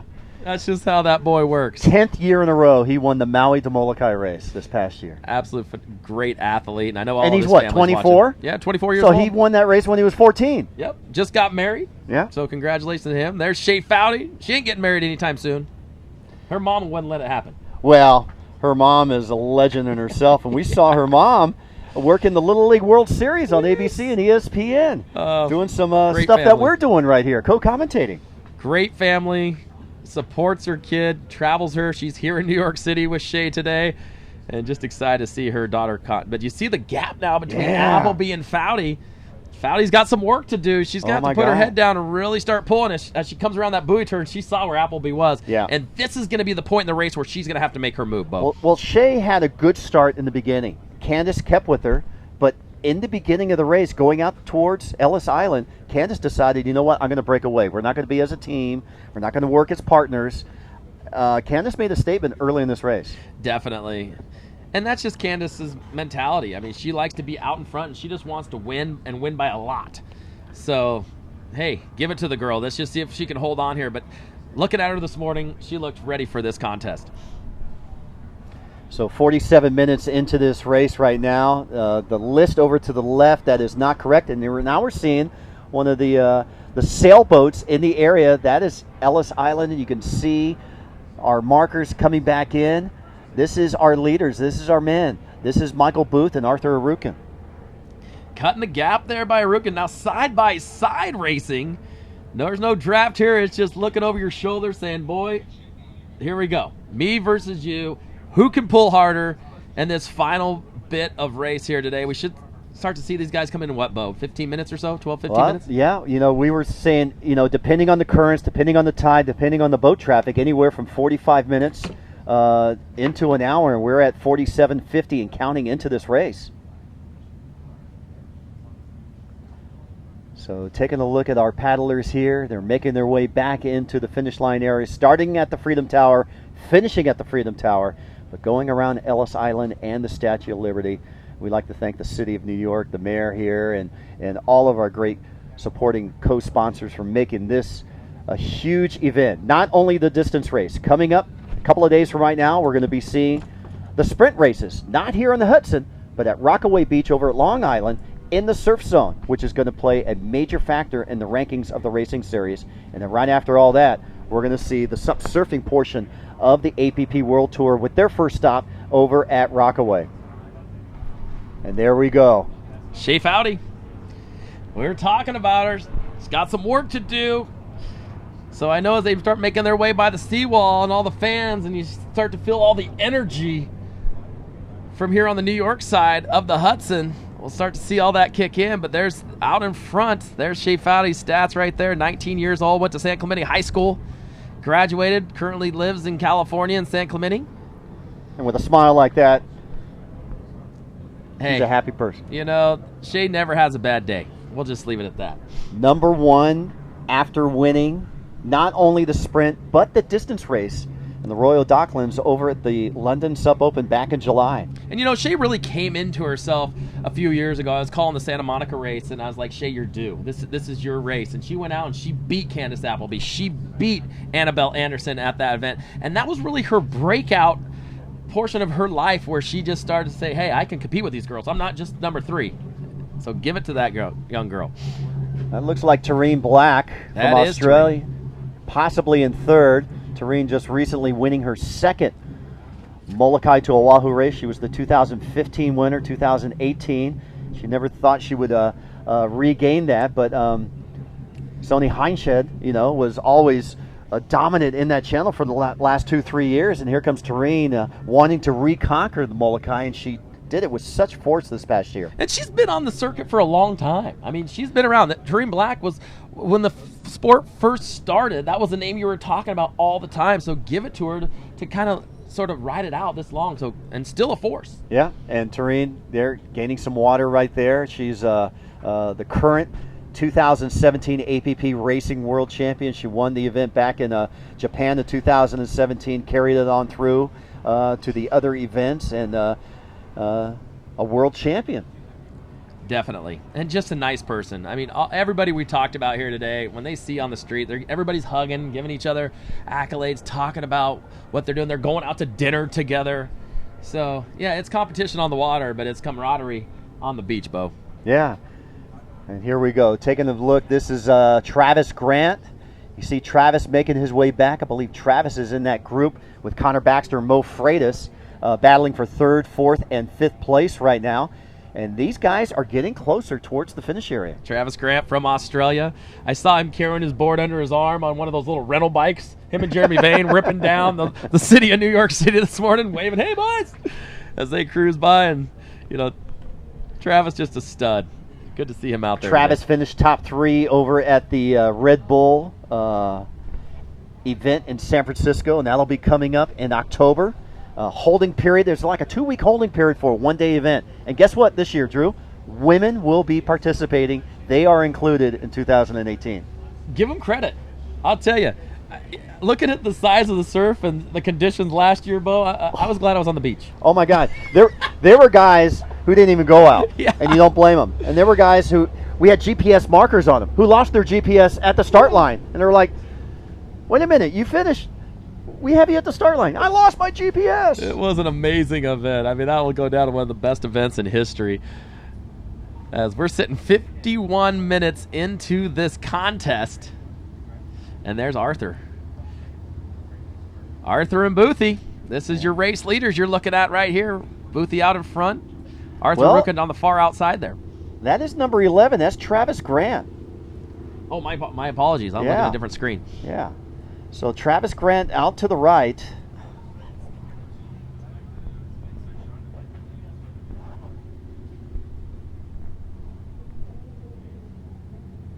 That's the NSP board. That's the blue and green board.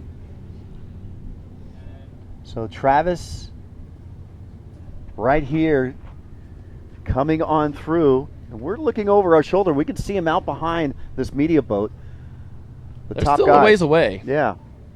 There's a pack of 3 coming back in. So they have gone from that New Jersey side back to the New York side. And you're taking a look at along the seawall there. These athletes are going to paddle right along that seawall. And you see all the fans starting to gather in there as they start cheering them all home. The APP has built a temporary pool for people to go for free stand-up paddling in the swimming pool in the white area behind the blue flags. I think it's a great idea. All the athletes were kind of warming up, training on that, shooting their Instagram videos this morning. So give it to Tristan, thinking of everything. And all the fans starting to gather in here down by the water side. And you see those big bumpers along the side. The safety boats, and a lot of those guys will just run right into the side of that thing and just kind of bury themselves. It is Travis Grant in the lead, followed by Arthur Rukin in second place, and Michael Booth is now down to third. Now Arthur has made a move on the inside of Travis Grant.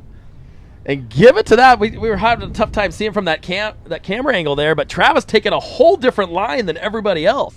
Well, these guys are darting in to catch that current line up against, and we saw both Travis and Michael Booth practicing yesterday the finish, didn't we? Yeah, definitely. And now the tide has definitely flipped over as we see one of our media boats here sort of drifting by us at a pretty good clip. So they should be carrying a lot of speed coming into the finish line area right up alongside the seawall here, Bo.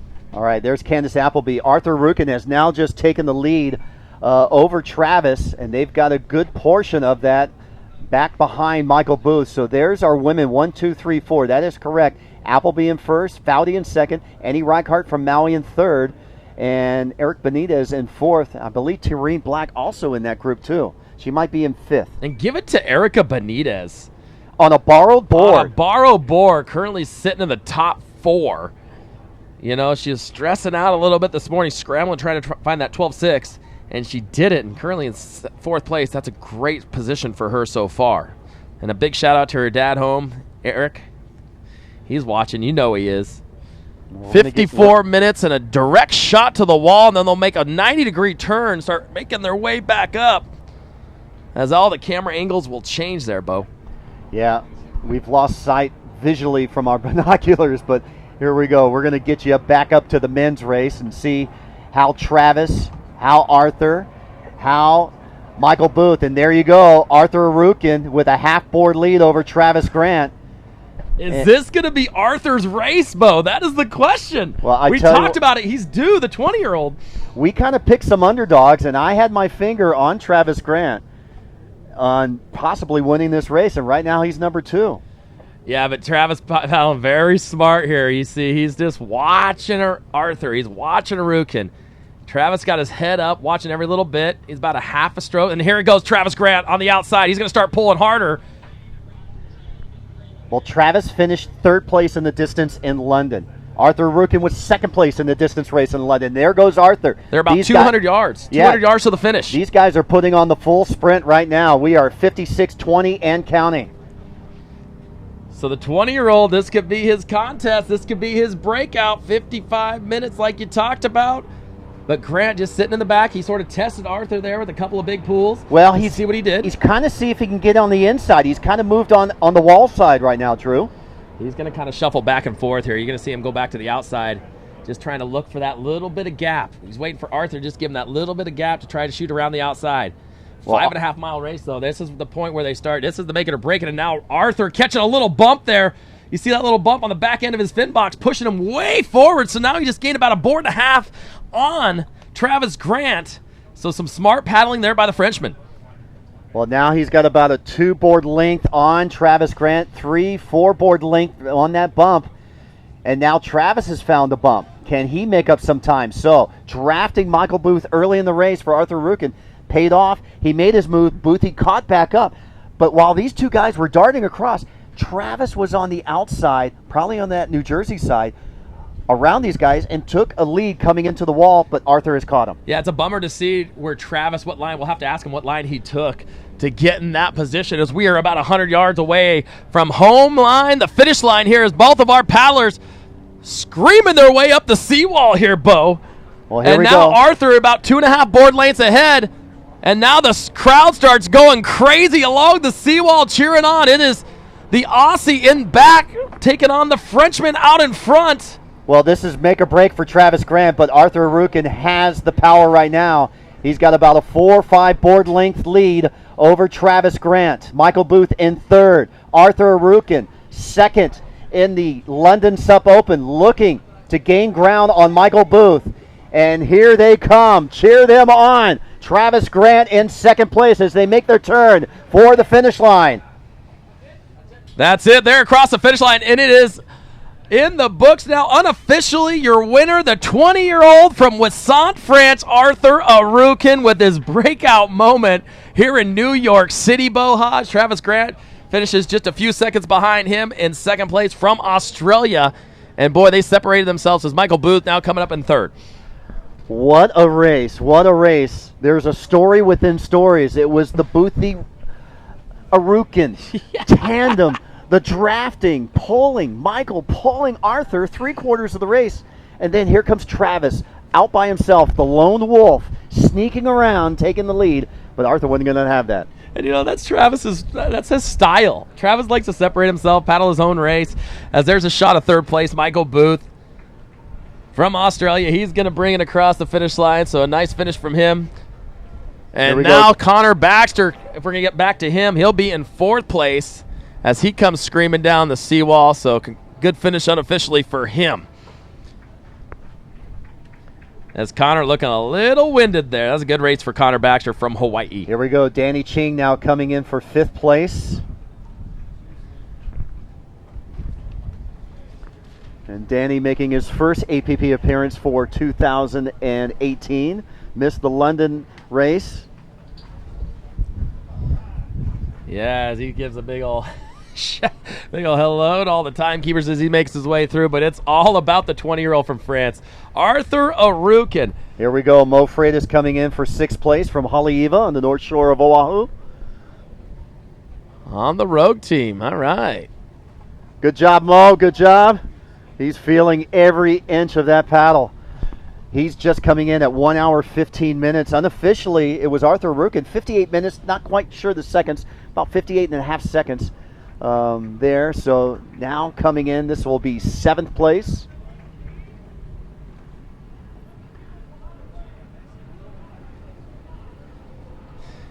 And that's the youngster from Peru, Itzel Delgado. Yeah. Finishing in the top 10. I know his mom's going to be stoked. Young teenager. We talked about him earlier. Here we go. Eighth place, Casper Steinfath. Past ISA champion. Multi-ISA champion. Yeah. This guy's won a few things in his day. The defending champion coming up in October at the Red Bull Heavy Water event. Good job for the Viking, finishing up strong, Casper. For that new Nash board, 8th place.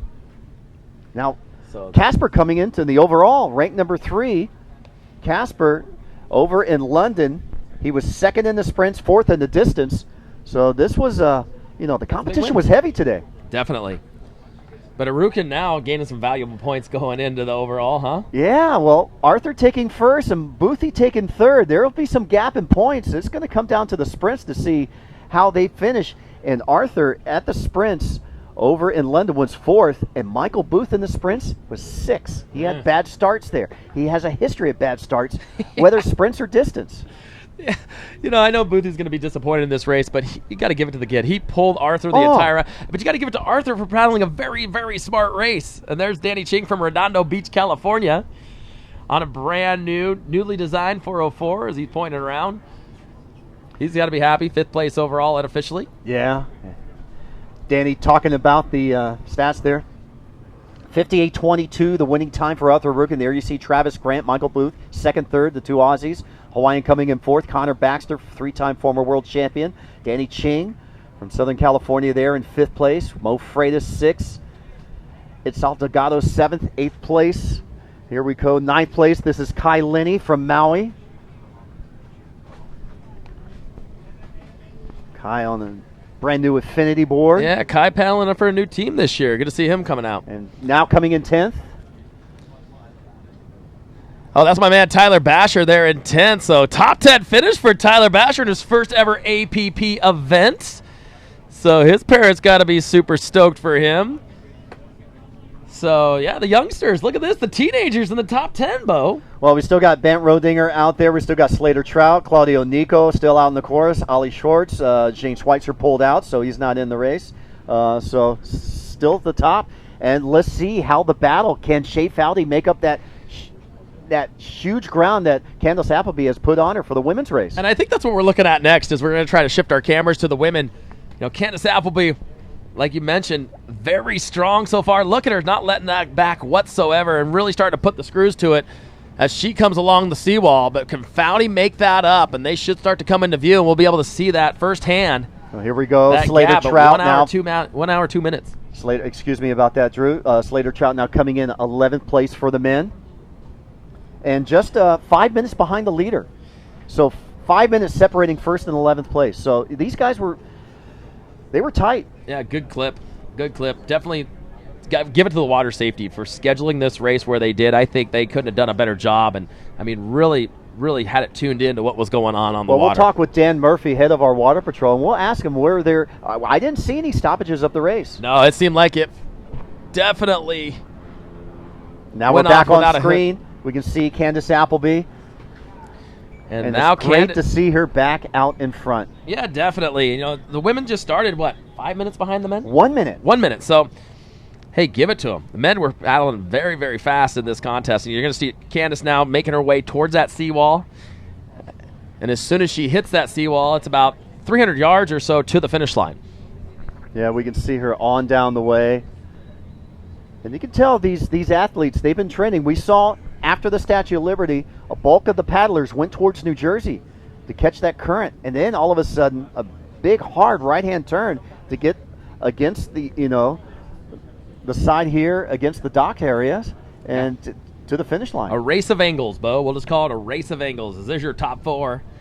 Mixing it in with the Americans there is Annie Reichart, the youngster from Hawaii, paddling a very smart race here today. And Erica Benitez, like we talked about on that borrow board, she trains, represents the Americas, and the ISA represents Team Mexico. So yeah, good to see and that Annie crossover Reichart there. crossed Molokai to Oahu, the only female on a foil. And what is she, 17 yeah, 16, years 17. old like that? I mean, a lot of young paddlers out there. And you know who talked Annie into doing it on a foil because she was going to do it on a race board? Tell me. Kai Linney. I should have guessed that. And all of a sudden she was just like, I'm already on Molokai. And Kai helped get all the equipment over to Annie. And because you have the chance to be the first woman ever to foil across the Molokai Channel. Here's your opportunity. And she did it. Yes. And we had 10 paddlers, Molokai to Oahu on a foil. Either 4, 5, or 6 were teenagers, all under the age of 20. Well, that's the new sport, isn't it? The Spencer brothers, yep.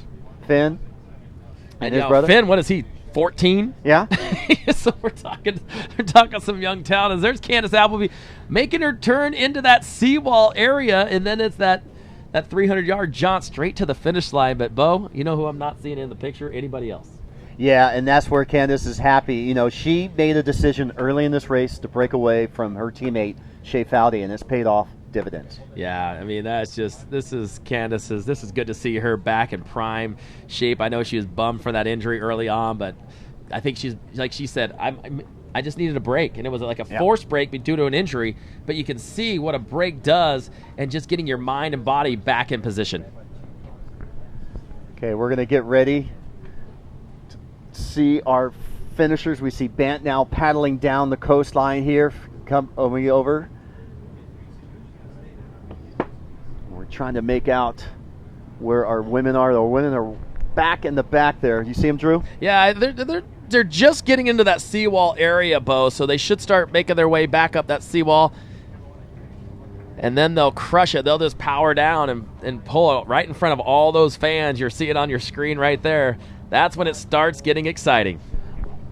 Let's go to Machu. 4, 3, 2, 1. We're live.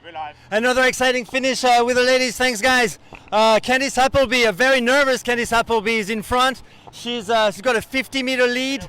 She keeps looking behind her to see where Shea actually is. She took a lead about halfway through the race and hasn't managed to actually extend that lead of about 50 meters. So the distance between the two first Infinity riders have been the same for the past 4 or 5 Ks. But I suspect Shea to have the enough stamina to try and make a move in the last 300 meters. But Candice, you can see she's totally determined to go there. She's only got 300 meters to go, and she's definitely playing with the backwash bumps there and trying to extend her lead. Actually, Shea seems to be struggling a little bit with her balance right now.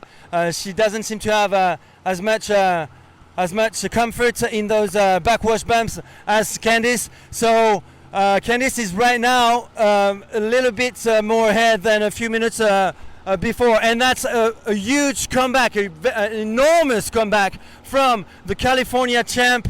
You can say today that obviously we still have 200 meters to go, but you could say that the teacher was better than the student, because those two ladies, well, they live in the same place, they are in the same team, and they've been paddling together for years.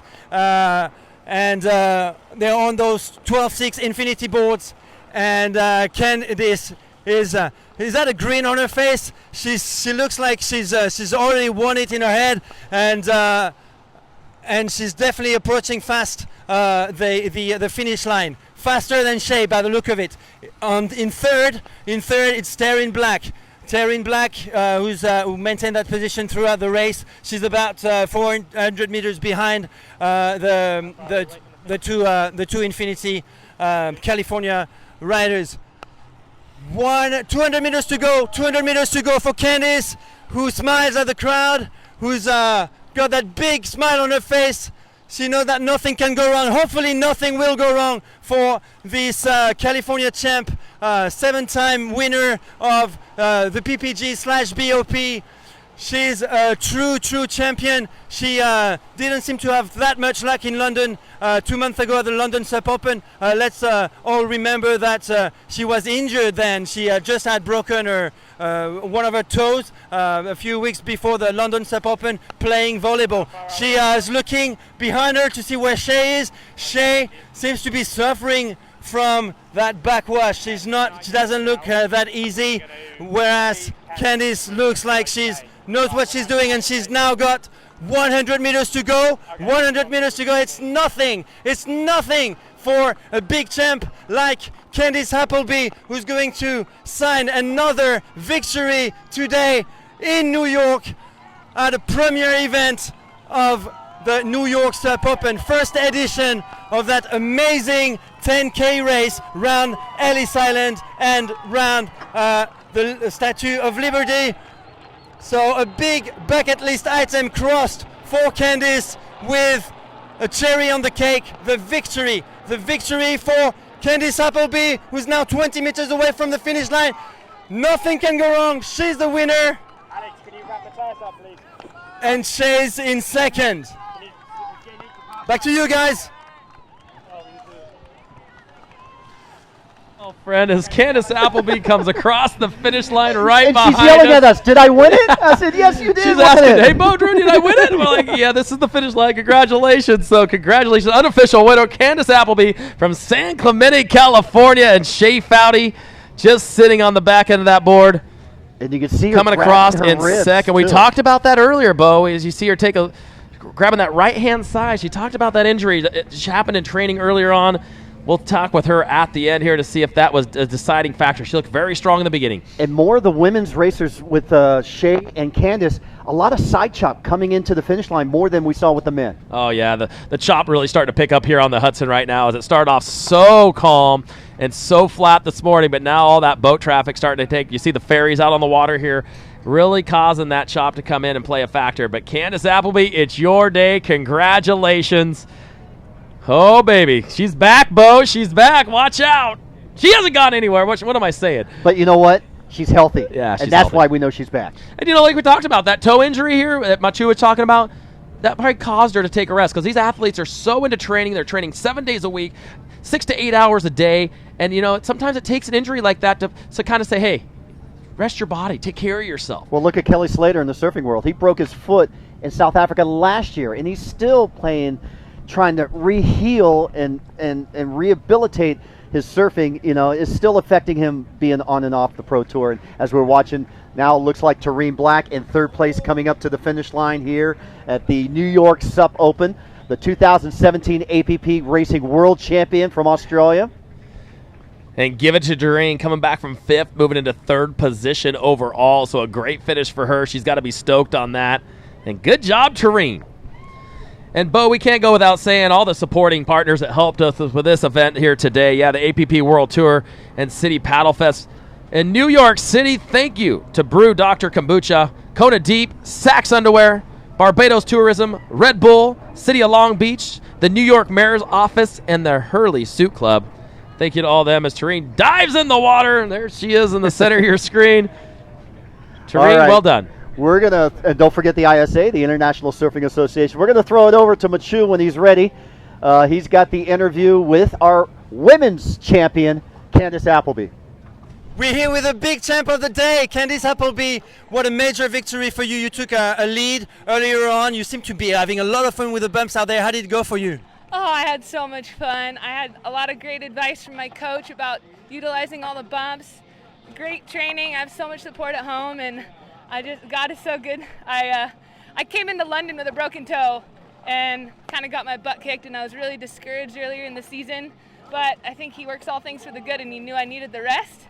And I got to just sit home and get pretty hungry. So I'm so happy today to win. It feels so good. Congrats. And you formed a great duo with Shay in the first part of the race. It sounds like you girls were talking together. Was there a strategy there, being obviously two Infinity riders together? No, we weren't really so much talking. I mean, we always, when we can in any race, like if we can work together, we'll work together. In that start of the race, I knew there were so many bumps. I didn't really want to try to draft anyone or worry about getting in a pack because for me it's harder to try to draft when it's bumpy. I wanted to try to get the bumps and get ahead early if I could. Feeling good about my fitness and my speed, so I wanted to have a separation between me and anyone else if I could. And I looked back probably 30 times during the race because she's young and she's fast, and I wanted to see where she was, if she was getting close. And my GPS fell off around the Statue of Liberty, so I couldn't tell if I was getting faster or slower. So Garmin, if you got an extra GPS, hook me up. It was fun. It was awesome. A quick word on that last stretch of sprints that you did. You were obviously very nervous of Shay maybe potentially catching you, but it sounds like it looks like you had a grin on your face. Were you confident in the last 100 meters that you could be first? Yeah, this is the first race in a really long time where I came into the race feeling like I can win. And I used to have a really strong mental game, but I was just kind of a bit of a prisoner to self-doubt these last few year and a half. But I don't know, I've been set free by Jesus, and it's just so cool to paddle freely and to look up at the Freedom Tower on my way back, and just, I don't know, all the glory goes to God. What a great champion. Thank you very much, Candace, and we look forward to seeing you more on that first post in the podium. Thank you. Look this way and finish. Yeah, thanks, guys, and back to you. We're so happy to be here. Come on, look at the view. It's absolutely unbelievable, and with Candace's victory, it's even better. Thank you so much, Machu, and congratulations to Candace Appleby winning the New York Sup Open distance race. And there's your top 4 as they're finishing. Candace first, Shea Foudy second, Tareen Black, last year's world champion, third, Annie Reichard fourth, our 5th place finisher, just finishing up right now. And what an exciting race, both male and female races. Yeah, and you got to give it. Let's talk about the pro-ams for a minute. You know, this wasn't all about the pros. The pro-am, Jeremy Vane, past pro rider, takes it for the pro-am as he comes across the finish line. And we still have a lot of amateurs out on the course, rounding the Statue of Liberty, coming back in here. The City Festival race still going on. Definitely. And, you know, we can't talk about it enough. Arthur Arukin this is a big, big win for him. So on top of his 3rd place finish at the SUP Euro Tour, his 9th place finish in the SUP Euro Tour, plus his Euro Tour Battle of the Coast win, this is the biggest win for him so far. Congratulations to the 20-year-old from France, as Candace Appleby still celebrating out on the Hudson here. And is she on a high location? Oh, she's this. She's hooting and hollering as you were just reading off the accomplishments of Arthur Rukin. I have to give her a big high five over there, and she comes in. But this is something that could propel her into Paris. Yeah, watch out. And competing with Shea Foudy. Now, Shea had a second, so she's going to gain a lot of points there, you know, for Candace back in London on the first stop of the APP World Tour. She was 5th place in the distance, 4th place in the sprint. So the and watch out for her. I mean, we got some big events coming up. You know, I mean, like you mentioned, not just Paris. Candace is in prime shape for the biggest events of the year coming up. Well, let's talk about the Red Bull. You know, maybe some of the girls will show up for the Red Bull. Maybe Candace will be one of our solo competitors out there. Maybe Tareen will show up. You know, we can't talk for all the ladies, but the ladies are included this year in the Red Bull Heavy Water event. And she's been trained a lot in the surf. Well, let me tell you, in the early years of SUP surfing in Hawaii, we didn't have male-female. We had one SUP surfing division in Waikiki. Candace was beating the males 10, 15 years ago. No doubt. Candace Appleby taking home the women's victory here today. And look at all the support from the crowd. I mean, as these athletes come across the front of the Good job, you finished right there. Tons of support from all the spectators, all the competitors now cheering on each other. These guys don't know the finish line's here. Yeah, right? They're like, what did I finish? Did I finish? They're all asking us. We're like, yeah, good job. Give them water. We're just on the other side of that blue tent right there. As we scroll back there, across the bend there. More finishers coming Erica through Benitez coming across the finish line. Good finish here by Erica. She goes across the back. But, hey, welcome back to the announcer's booth. Erica's right behind us. That's why, you know, we're going to do. I'm Bo Hodge. This is Drew Mirren. And welcome to New York City. Second stop of the APP World Tour, the New York SUP Open, and the City Festivals. And congratulations to our champions, both male and female, in the pro division. Arthur Rukin from France, drafting Michael Booth for 3/4 of the race, making his breakaway. But here comes Travis Grant on a lone wolf mission to sneak away from the top 2. He finds 2nd place in this race and really puts a crink in the planning that we thought Boothie was going to run away with everything in 2018. And, you know, you got to give it to Boothie for pulling Arthur all the way down. Arthur paddled a very smart race as we take a look at the official standings. There it is. But Arthur paddling a very smart race, jumping on the back of Boothie early, and then was in prime peak shape to make that buoy turn, and then just shot out like a rocket. 3 seconds separating first and second. Arthur Arukin just 58.22. Travis Grant 58.25, and Travis is get in here, Travis. Here. Get in here. Let Travis sit. He's been standing for a long time. Have a half a chair. Hey, look at that. Not even winded. Oh my God. So Travis, when did you make your move on Arthur and Michael? Because we know you were off on the lone wolf mission by yourself. Yeah. No, I always have a bad start. I don't know what it is. It's like, why are you guys going so hard at the start? Like, let's sort of build into it. But no, I just decided to call. It was really bumpy the whole way around. And it looks deceiving, but there's bump. It's this energy basically everywhere. So you can make it tippy, or you can surge and chase people. It's not just a train. So that's why it's so exciting the whole way. And it wasn't until we come back around the Statue of Liberty, we had to go hug not the island, but all the way back to the island to the first gate. And they went more in the middle of the channel. And the tide's supposed to be coming in, but it was still going out. So they were more in the middle of the channel and against more current. And I went more left out of the channel. Well, we saw you guys go towards New Jersey side. That's where I caught him. And I was like, oh, I'm going to win this race now. And then I seriously thought I was. And then Archer just was the strongest paddler today, and he tried really hard. They made an error on the course. Tried really hard, come back on me and passed me to win. So the fact that to go from 10th all the way up to 3rd, I was happy. And then when I was winning, I was even more happy to get 2nd. I'm stoked.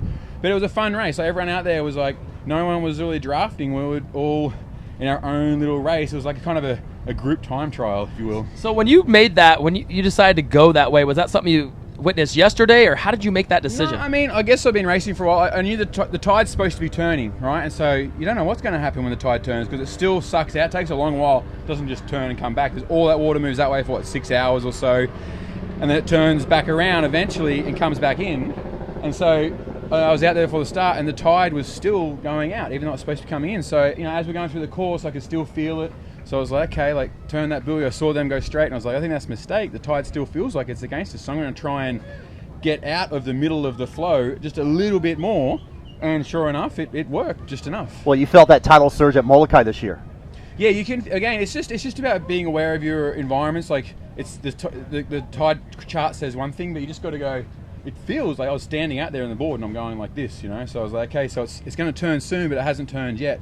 And so, yeah, that's sort of, and again, when you're coming across the thing, I sort of catered a little more to the left, and it did suck us back down a little bit. It's super light tide, so it was actually a good time to race. On a really strong tide, it'd be very, very different, very hard out there. So, again, it's just reading the water and making a call on the day, and that's the best thing about racing is, is you got to think while you race and go the right way. So they went the wrong way, and in the middle of the channel, they made a mistake.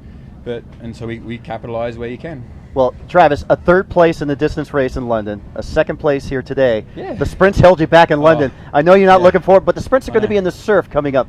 Yeah, again, I don't know what it is. I'm just not agile enough, or I've always been like a long distance paddler for some reason. I just don't have that fast twitch speed. I'm going to try my hardest. Obviously, it doesn't help when you're 10 years old and everyone. No excuses though. But yeah, I'll sprint, but I just don't have that explosive twitch.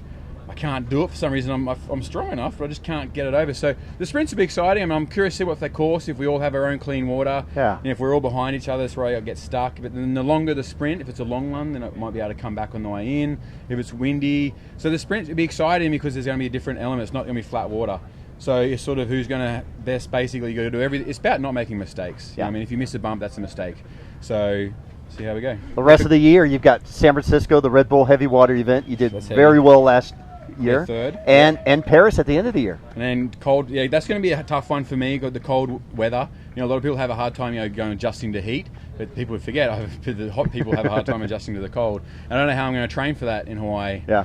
But anyway, I'm looking forward to it. I mean, hopefully it's going to be like this. It's going to be washing machine like. I like that. It's going to be something different, like paddling around here was really cool. I mean, it's unreal to paddle around. I even had a look. I was like, oh, cool. Like, having a look around. Like, I'm not going to be doing this again. So I actually tried to enjoy it a little bit. Okay, now back to work, and away I went. Hey, congratulations. Thank you, guys. I'm sure you guys did a good job. Well, no, not as good as you guys. The results aren't in there, but always fun watching you. Thank you very much. Have a good day. There you Travis go, the Molokai to Oahu 4-time champion. We're going to bring in Arthur Arukin, our champion of the distance race today. And Arthur had a fantastic race, and can't wait to hear him. But, it was great catching up with Travis, who was playing. 21 years of old. I called it right initially. So we had Arthur. Hi. Congratulations. Thank you. This is a big win for you. You need a little more excitement in you. Let's pump it up a little bit, buddy. You just won a huge contest. Yeah, I'm super stoked. Like, I don't know how to react yet. Like, it's one of my first big wins, so I'm super stoked about it. Let's talk about two things. One, you and Boothie, the whole time you're drafting behind him. In your mind, did you have a point where you made your move, and that's when you wanted to make your move around the Statue of Liberty? Yeah, like I knew I was really good on the little bumps made by the boats. So, like he first made a little break at the first flat water, and I managed to came back behind him. So I wanted to rest and be ready to attack whenever it would be bumpy again. And so yeah, I attacked. So at some point I made a little gap, and then we realized that we were going the wrong way. We saw you kind of doing some crazy eights with him and trying to find that line. And then while you guys were battling that, here's Travis sneaking around you guys. Yeah, like we didn't take the fastest way, and we saw Travis going way faster, and so we caught him back, and like I was a bit disappointed with myself, and I really gave everything, and I managed to come back and finish strong, so I'm super happy. Well, finishing strong, we saw you on the wall. You were really focused, and you really jumped to your sprinting techniques, and you got ahead of him. Yeah, like like I get a really good bumpy board. Like I get really good with the bump with it. It's super fast. The new blitz that I have from Fanatic, and that's how I made the gap with it. Talk about the bumps out there. I mean, it was pretty flat this morning, but we saw you catch a couple of bumps, which really put the distance and kept you tight to Michael the entire time on the way down. What was the conditions like for you out there? Yeah, actually, like, when we arrived this morning, it was pretty flat, but with the days going in, like more boats got into action, and it was really bumpy actually, like almost like ocean, and a few flat water parts. So yeah, it was interesting, like a bit of everything. So I liked it. Always been a bridesmaid, never the bride. Today's your day, and boy, with his win right now, Arthur moves ahead of Michael Booth because Boothie got a third, and 10,000 points. That's huge. So coming up for the distance race. I mean, you go from distance now to the sprints. And in London, you were fourth in the sprints, so you got to feel happy coming into the sprints coming up in a couple of days. Yeah, and I'm super happy. Like, I like a bit better the sprints in the waves than in flat water, so I'm really excited for this week. What do you want to say to everybody back home? Yeah, je vais le faire en français. So, salut tout le monde, je suis super content. Première victoire sur une étape APP sur une longue distance. Et je voudrais dire merci à toute ma famille et mes amis, mes sponsors. One more question. Okay, you've got a little bit of a lead now. You're on top of the AP. I know this is a goal in your life to win this tour, but we've got two big races after this. The Red Bull Heavy Water, which was gnarly last year in San Francisco, and then your home country in Paris. How exciting is that for you, wrapping it up in France in December? Yeah, like I love this race in France. I've been doing it like almost every year since it started. So I did it like at least 6-7 times. I won it last year, so I'm really happy. Like I really know the place and I really know what's the race. So I mean, I know my board works pretty good on this condition, and finishing at home is amazing. New ride, big win. The sprints. Good luck with the rest of the year, and congratulations on your win today. Enjoy it. Thank you. All right, Arthur. Good job, buddy. Like he says, my first big win. I don't know what to do. What do I do with my hands? What do I do with my hands? We're going to bring in Michael Booth. Michael Booth, come on in. Come on over here, Michael. He's no stranger to being interviewed as he joins us now. Well, Michael, you're not number one anymore. Arthur has taken the lead, but you can redeem yourself with the sprints. Yeah. He was paddling really strong today. He was definitely the best paddler out there. So there's nothing I could have done. I did my best race. We got led a little bit astray by the lead boat, but that's racing. Sometimes you should know the course. And a question. Yeah. You were pulling him a good majority of the race. Was that smart? Did that backfire? Did you want him to pull you? Was there tactics, or did you want us to set the pace? Say, hey, I'm the leader. You got to chase me. Yeah, I just wanted to stay in front. Like the pace at the front there when we went into the flat session wasn't really on, so I just wanted to control and just sort of conserve energy. Like I wasn't actually working that hard at that stage because I knew Arthur was really strong on the bumps in that first section. So I was trying to save myself up to sort of give it to him in that last bit. But he was too good today, and Travis was fantastic in that last little stretch. Where did Travis come from? He just went the right way, so when you go the right way, it makes a big difference. He went the right way. Talk about how you guys didn't. It wasn't really. It was a race of angles today. Yeah. Like basically, like we had to go like with the bumps, like along the Hudson just here, and then there's a big ferry at that start. Like I was paddling along, and that was coming into the terminal, and like we didn't know. Like we were racing head down, looking 5 meters either side of our board, and then all of a sudden there's this house like coming at us, and we're like, do we stop, do we go? And then we just like sort of went, and so that was pretty full on, but like it was pretty straight line everywhere except for that little bit where we sort of got led astray a little bit, but it was a really cool race to be doing, to be here racing in New York. So the Water Patrol never stopped you guys out in the front? No, they didn't stop us, but they were yelling us, telling us to go that way, and I sort of said to Arthur, I was like, no, we have to go that way, like I'm pretty sure that's the course, and then I think, they realised that they were saying the wrong thing, but they were still yelling at us when we got the wrong way. So, hey, talk about what it was like to paddle around the Statue of Liberty. Well, to be honest, I didn't see it. So, Well, there you go. That's yeah. how exciting it was. I Yeah. didn't see it. What Statue of Liberty? That giant blue thing out there? Yeah, I just saw like lots of police boats and like lots of ferries and that sort of thing. Yeah, they didn't want. I actually never saw it. They didn't want you paddling into the Statue of Liberty. That's why they were there. Yeah, they were very adamant about that. Good thing you didn't see it because you'd probably hook up to it and tow it away. Yeah, oh maybe.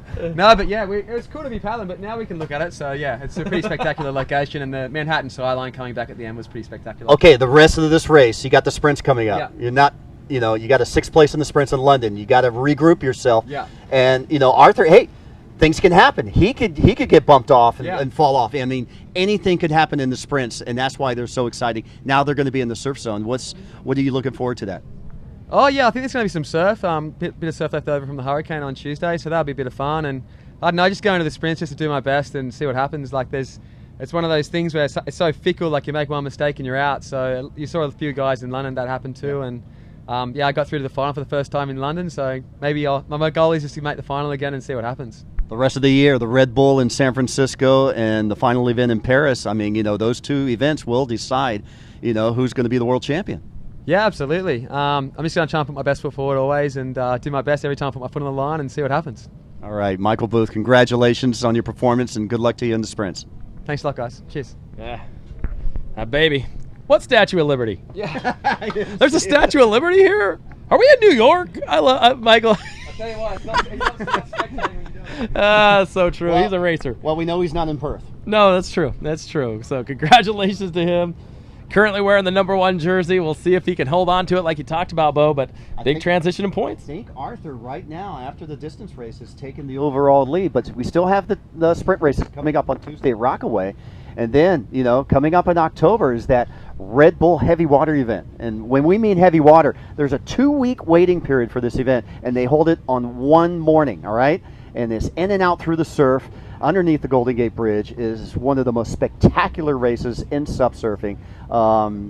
It's one of the gnarliest races you'll ever see. Oh, absolutely. And I'm sure you've seen some of the photos. If you definitely follow the APP on Instagram, Twitter, and Facebook to see all those updates. And you're going to see a lot of those posted today of this iconic location. So jump on the social media channels, follow along, get involved in the conversation. Yeah.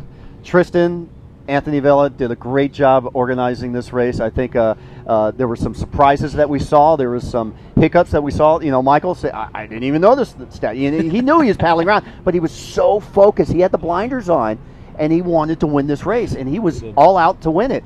And you heard they got off a little bit off course, and here comes Travis, and Travis said, hey, I'm going to win this race. And he did his best to go there.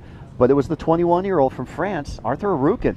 He's determined to win this tour. And I think what's interesting about the whole thing is you asked Travis, like, hey, was this something you trained for? He goes, no, I just kind of read the water. And I mean, that's the years of experience that Travis Grant has to be able to read the water like that. Well, there's your top 10. Arthur Arukin, 3 seconds ahead of Australian Travis Grant. Michael Booth, who led pretty much 3/4 of this race, takes 3rd place. Connor Baxter from Maui in 4th. Danny Ching from California 5th. Mo Freitas from Haleiwa in 6th. Itzel Delgado from Peru in 7th. Casper Steinfath from Denmark 8th. Kai Lenny from Maui 9th. And Tyler Basher, great showing, making top 10 at his first APP event. 2 teenagers there. Itzel Delgado from Peru and Tyler Basher in his first ever APP event, finishing top 10. And then three of our competitors, Bruno just coming off the 11 City Tour win. Claudio from Italy, not here, but Zane's here, but more focus on the SUP surfing. So 13 of our men competitors, and there's Slater, Bant, and Ollie finishing up the men's rankings right here. And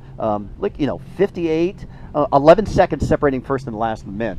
These are the best of the world. Absolutely, and they put on a show. They basically showed New York City what stand-up paddling is all about today, Bo. And I think that's what Tristan's main message was with this big city tour, is showing these major cities that, hey, stand-up paddles, it's exciting. And there we go. Candace Appleby, the 2015 APP World Racing Champion, back on the podium in first place and beating her fellow teammate Shay Fowdy. Tareen Black, the 2-time Molokai to Oahu champion, recent winner this year, 3rd place. The teenager Annie Reichhardt in 4th, Stephanie 5th, Erica 6th, and Jonas in 7th place. And I saw Monka this morning, but she has not finished, so she's a DNF right now. Maybe she pulled out injury, or we'll try to get some information on that. We'll get some information on her. A strong sprinter, so watch for her in the sprints coming up. She's no stranger. Red Bull rider. put on a show at the ISA, so she's definitely one to watch for in the sprints coming up in the future. Well, the boats are letting us know that it's now their harbor. We had the harbor in the morning. And they're like, shut up, you guys. It's time for us to do our thing. But New York City, thank you so much for having us. We're actually looking at New Jersey right now. This is Jersey City side. This is the camera view from New York looking at the Jersey area. And we've been taking our water taxi, our water ferries across this Hudson back and forth to our place where we're staying in Jersey. And let's talk about the sprints. We're getting ready for the sprints coming up on Tuesday. Yeah, just pulling it up right now. The sprint course is going to be in and out of the surf, so that's going to be very, very exciting. So we don't want you to miss it. It's scheduled for the 18th through the 23rd, so we'll see how that all kind of shakes down there as we're going to move locations, Bo. Yeah, from Manhattan to Rockaway Beach in Long Island. It's going to be exciting. Going to be taking place on the 18th, so it'll be sort of in and out like we talked about.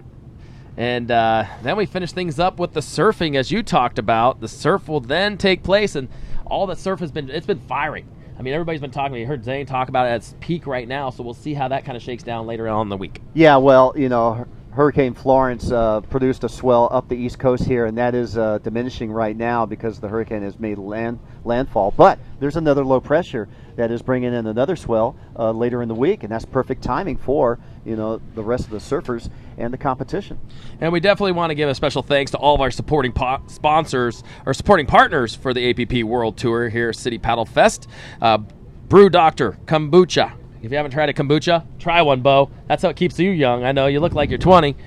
Kona Deep, Saks Underwear, Barbados Tourism, Red Bull, who is here in full effect, the City of Long Beach, the New York Mayor's Office, and the Hurley Surf Club, presented by Scudin Surf. So thank you guys so much for your support of this event here today. Don't forget the Barbados Tourism Association. And also the ISA, the International Surfing Association, when they're holding their World Surfing Games right now in Tahara, Japan. They've got day number 2 coming up later on today. And the world's, they got 42 nations, surfing nations, over 200 athletes competing over in Japan. As we know, in Tokyo in 2020, surfing will be an introductory sport into the Olympics, and Japan is the host city, and they're preparing all for that. And Fernando Aguirre has not forgot about SUP. He wants to get SUP racing, SUP surfing, SUP sprints into the Olympics. Won't happen in 2020. The earliest it could happen is Paris 2024 or Los Angeles in 2028. Which would be exciting. Bring it to the home country. Yeah. But you talk about the sprints, and I'm going to kind of jump as we move locations to the sprint racing. We saw the performance by all the distance paddlers today. This group of 16 going to be taken to the SUP sprints. How is that going to shake down, Bo, in your mind? Well, I think we're going to see a different cast of characters up on the leaderboard. Absolutely. Guys like Kai Lenny, who won the sprints in London, and also, you know, former PPG champion, a Molokai champion, a 3-time racing champion, Casper Steinfath. He finished 9th today, but you know what? He finished 2nd in London. He's a gold medal sprint winner at the ISA World Championships in Copenhagen last year. Connor Baxter. Connor Baxter's quick. Danny Ching. Yeah, Danny Ching. Arthur Rukin's real quick. He made top 4 in London. You know, so those guys are going to be the ones, you know, to look out for. But there's that variable. There's the starts. There's the surf that could play a factor. There's, you know, a bump of a wave that you can fall off on. You know, you could get knocked off on. And let's go over to Mashu over at the City Festival. Take it away, Mashu. Hey guys, thanks. Well, I would like to say thank you for the APP World Tour to give me this opportunity to live this moment. It's just unbelievable to have this premiere event. We had such an exciting race, both in the men's and the ladies. Actually, who would have expected that Arthur Aretkin and Candice Appleby would have won today?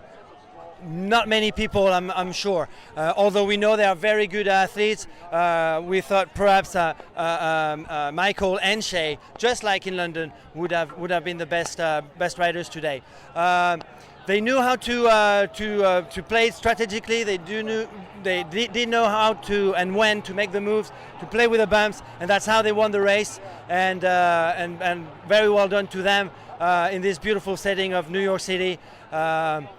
Yeah, I look forward to coming back next year. It sounds like it's one that is going to stay on the circuits, I assume. So thank you very much, and follow the action on Total Sup, and speak to you soon, guys. Okay, thank you so much, Machu.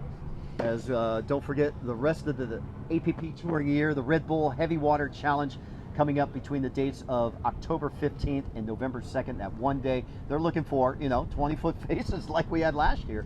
Not 15. Well, we're looking for 20s. We're going big because that's how the APP does it. Could be 10-foot Hawaiian, which is 20-foot California. Okay, so hey, what are you saying? And that's different surf forecasts for different parts of the world. And then don't forget the wrap up in Paris in December, the second weekend of December, the 7th and 8th. The wrap up, the cold water. You heard Arthur. Yeah. How exciting would that be for him to win the world championship in his home country? And he's the defending champion of that race, so he's got to be odds-on favorite. So can he handle the pressure of being the man leading going into the sprints the rest of the year and going into San Francisco? We'll just have to wait and see. I think this is new territory for Arthur. Well, like you say, we'll see how he handles the pressure. Like he talked when he was in the booth with us. This is the biggest win I've ever had. And he's so now the nerves start kicking in. He's always been kind of the dark horse, kind of in the back. Everybody's picked Arthur to kind of be a top contender, but he's never really taken it all the way. And today it was his race. He takes his biggest win of his life, and we'll see how he sorts it out. How about Candace Appleby back on the main stage, winning in authority of this race? She took the lead early and never gave it up. Yeah, and give it to Shea Fowdy for trying to hang in there. Look, looks like those ribs may have played a factor, but you're right. Candace Appleby, I don't know if she's ever been better in her entire life as we saw her today, and she put on a show for everybody watching. We saw Candace with an injury in London, and she was in the back of the pack. Now we're seeing Shea with a little bit of an injury here in New York, but she still held strong at second place. Yeah, and Shea won't let the injury phase her. She's not going to say anything about it. She's going to say, hey, Candace was the better paddler today, and that's just the way it is. We got some highlights of the action today. This was the start of the men's race. You see they were in the sitting position, having to stand up and going out.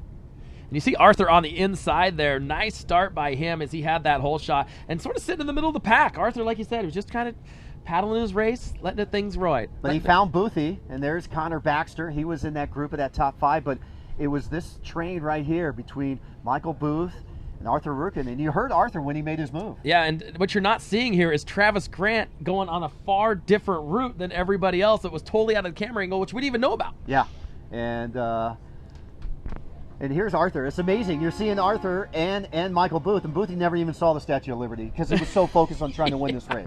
That was a funny conversation. What Statue of Liberty? And there was Michael Booth really pulling hard there as now they start to separate. And there's Travis Grant coming back into the picture and overtaking, was in the lead for about 5-6 minutes there. Yeah, and coming back on the wall. And we saw these guys, both Boothie and Travis Grant, practicing on the wall finish. So these guys were totally prepared. But coming up here, this is where Arthur made his move, and just by 3 seconds winning over Travis Grant. Very smart race there by Arthur. He caught a couple of nice bumps there to extend his lead even further and take it home for the French. And here we go, the women's portion of the race. You're seeing the top of the cream of the crop here for the women. Shea Fowdy, Candace Appleby, Tareen Black. I mean, these ladies were pushing in, and how iconic here, paddling around. This is looking towards New Jersey, paddling around Ellis Island, the Statue of Liberty. I mean, Candace talked about how cool that was. Yeah, and Candace kept it kind of tight there on the downwind leg, kept it really tight with Shea, kind of bouncing back and forth, and then about a third of the way in the contest, right before that Statue of Liberty turn, just turned it on and started separating the gap. Yeah, and Shea Fowdy made a punch to come back in, and she had a good finish too. Yeah, Shea tried to hang with her there. As you see Shea in that position, you can't ever mistake that paddle stroke for anybody else on the water. Really tried to pull hard, but it was Candace Appleby's race to lose from about 2/3 on. As she looks over her shoulder there and saw Fowdy starting to fade off, and this is when she knew she had it. But give it to Shea, the youngster, the 19-year-old from San Clemente, California. So two girls who trained together on the same team. Hey, the California girls put on a show for New York City today. Well, Candace Appleby has a huge mountain to catch Shea Fowdy. Remember, Shea Fowdy won the sprints and the distance in London on stop number 1 of the APP World Tour. She finished second to Candace Appleby, who was 5th overall in London. So there's some catch-up, Candace, if she takes a clean sweep here in New York at the sprints and the distance, that could put Shea, a run for the money coming up for San Francisco and for Paris. And I think, if you look at the two girls, they're both great surfers. So what could happen in the sprint? It could go either way. Shea seems to have the one-up on Candace over the past couple years, but Candace is in great shape. She's been training in the surf, watch for her to put on a show for you in the sub sprints. Okay, so here's what's left race for the rest of the week for the APP World Tour. Coming back on Tuesday, don't know the exact time, could be morning, could be midday, could be afternoon for the sprints, but the sprints will be held at Rockaway Beach on Long Island. And then starting on Wednesday, the SUP surfing will get underway from Wednesday through the end of the weekend. So more exciting action. Keep tuned to appworldtour.com on the Facebook, on the Instagram, and we'll let you know. For myself, Bo Hodge, and for Drew Murin, and for Achu, we bid you aloha from the Hudson River, the site of the New York SUP Open. We'll catch you on Tuesday. Aloha.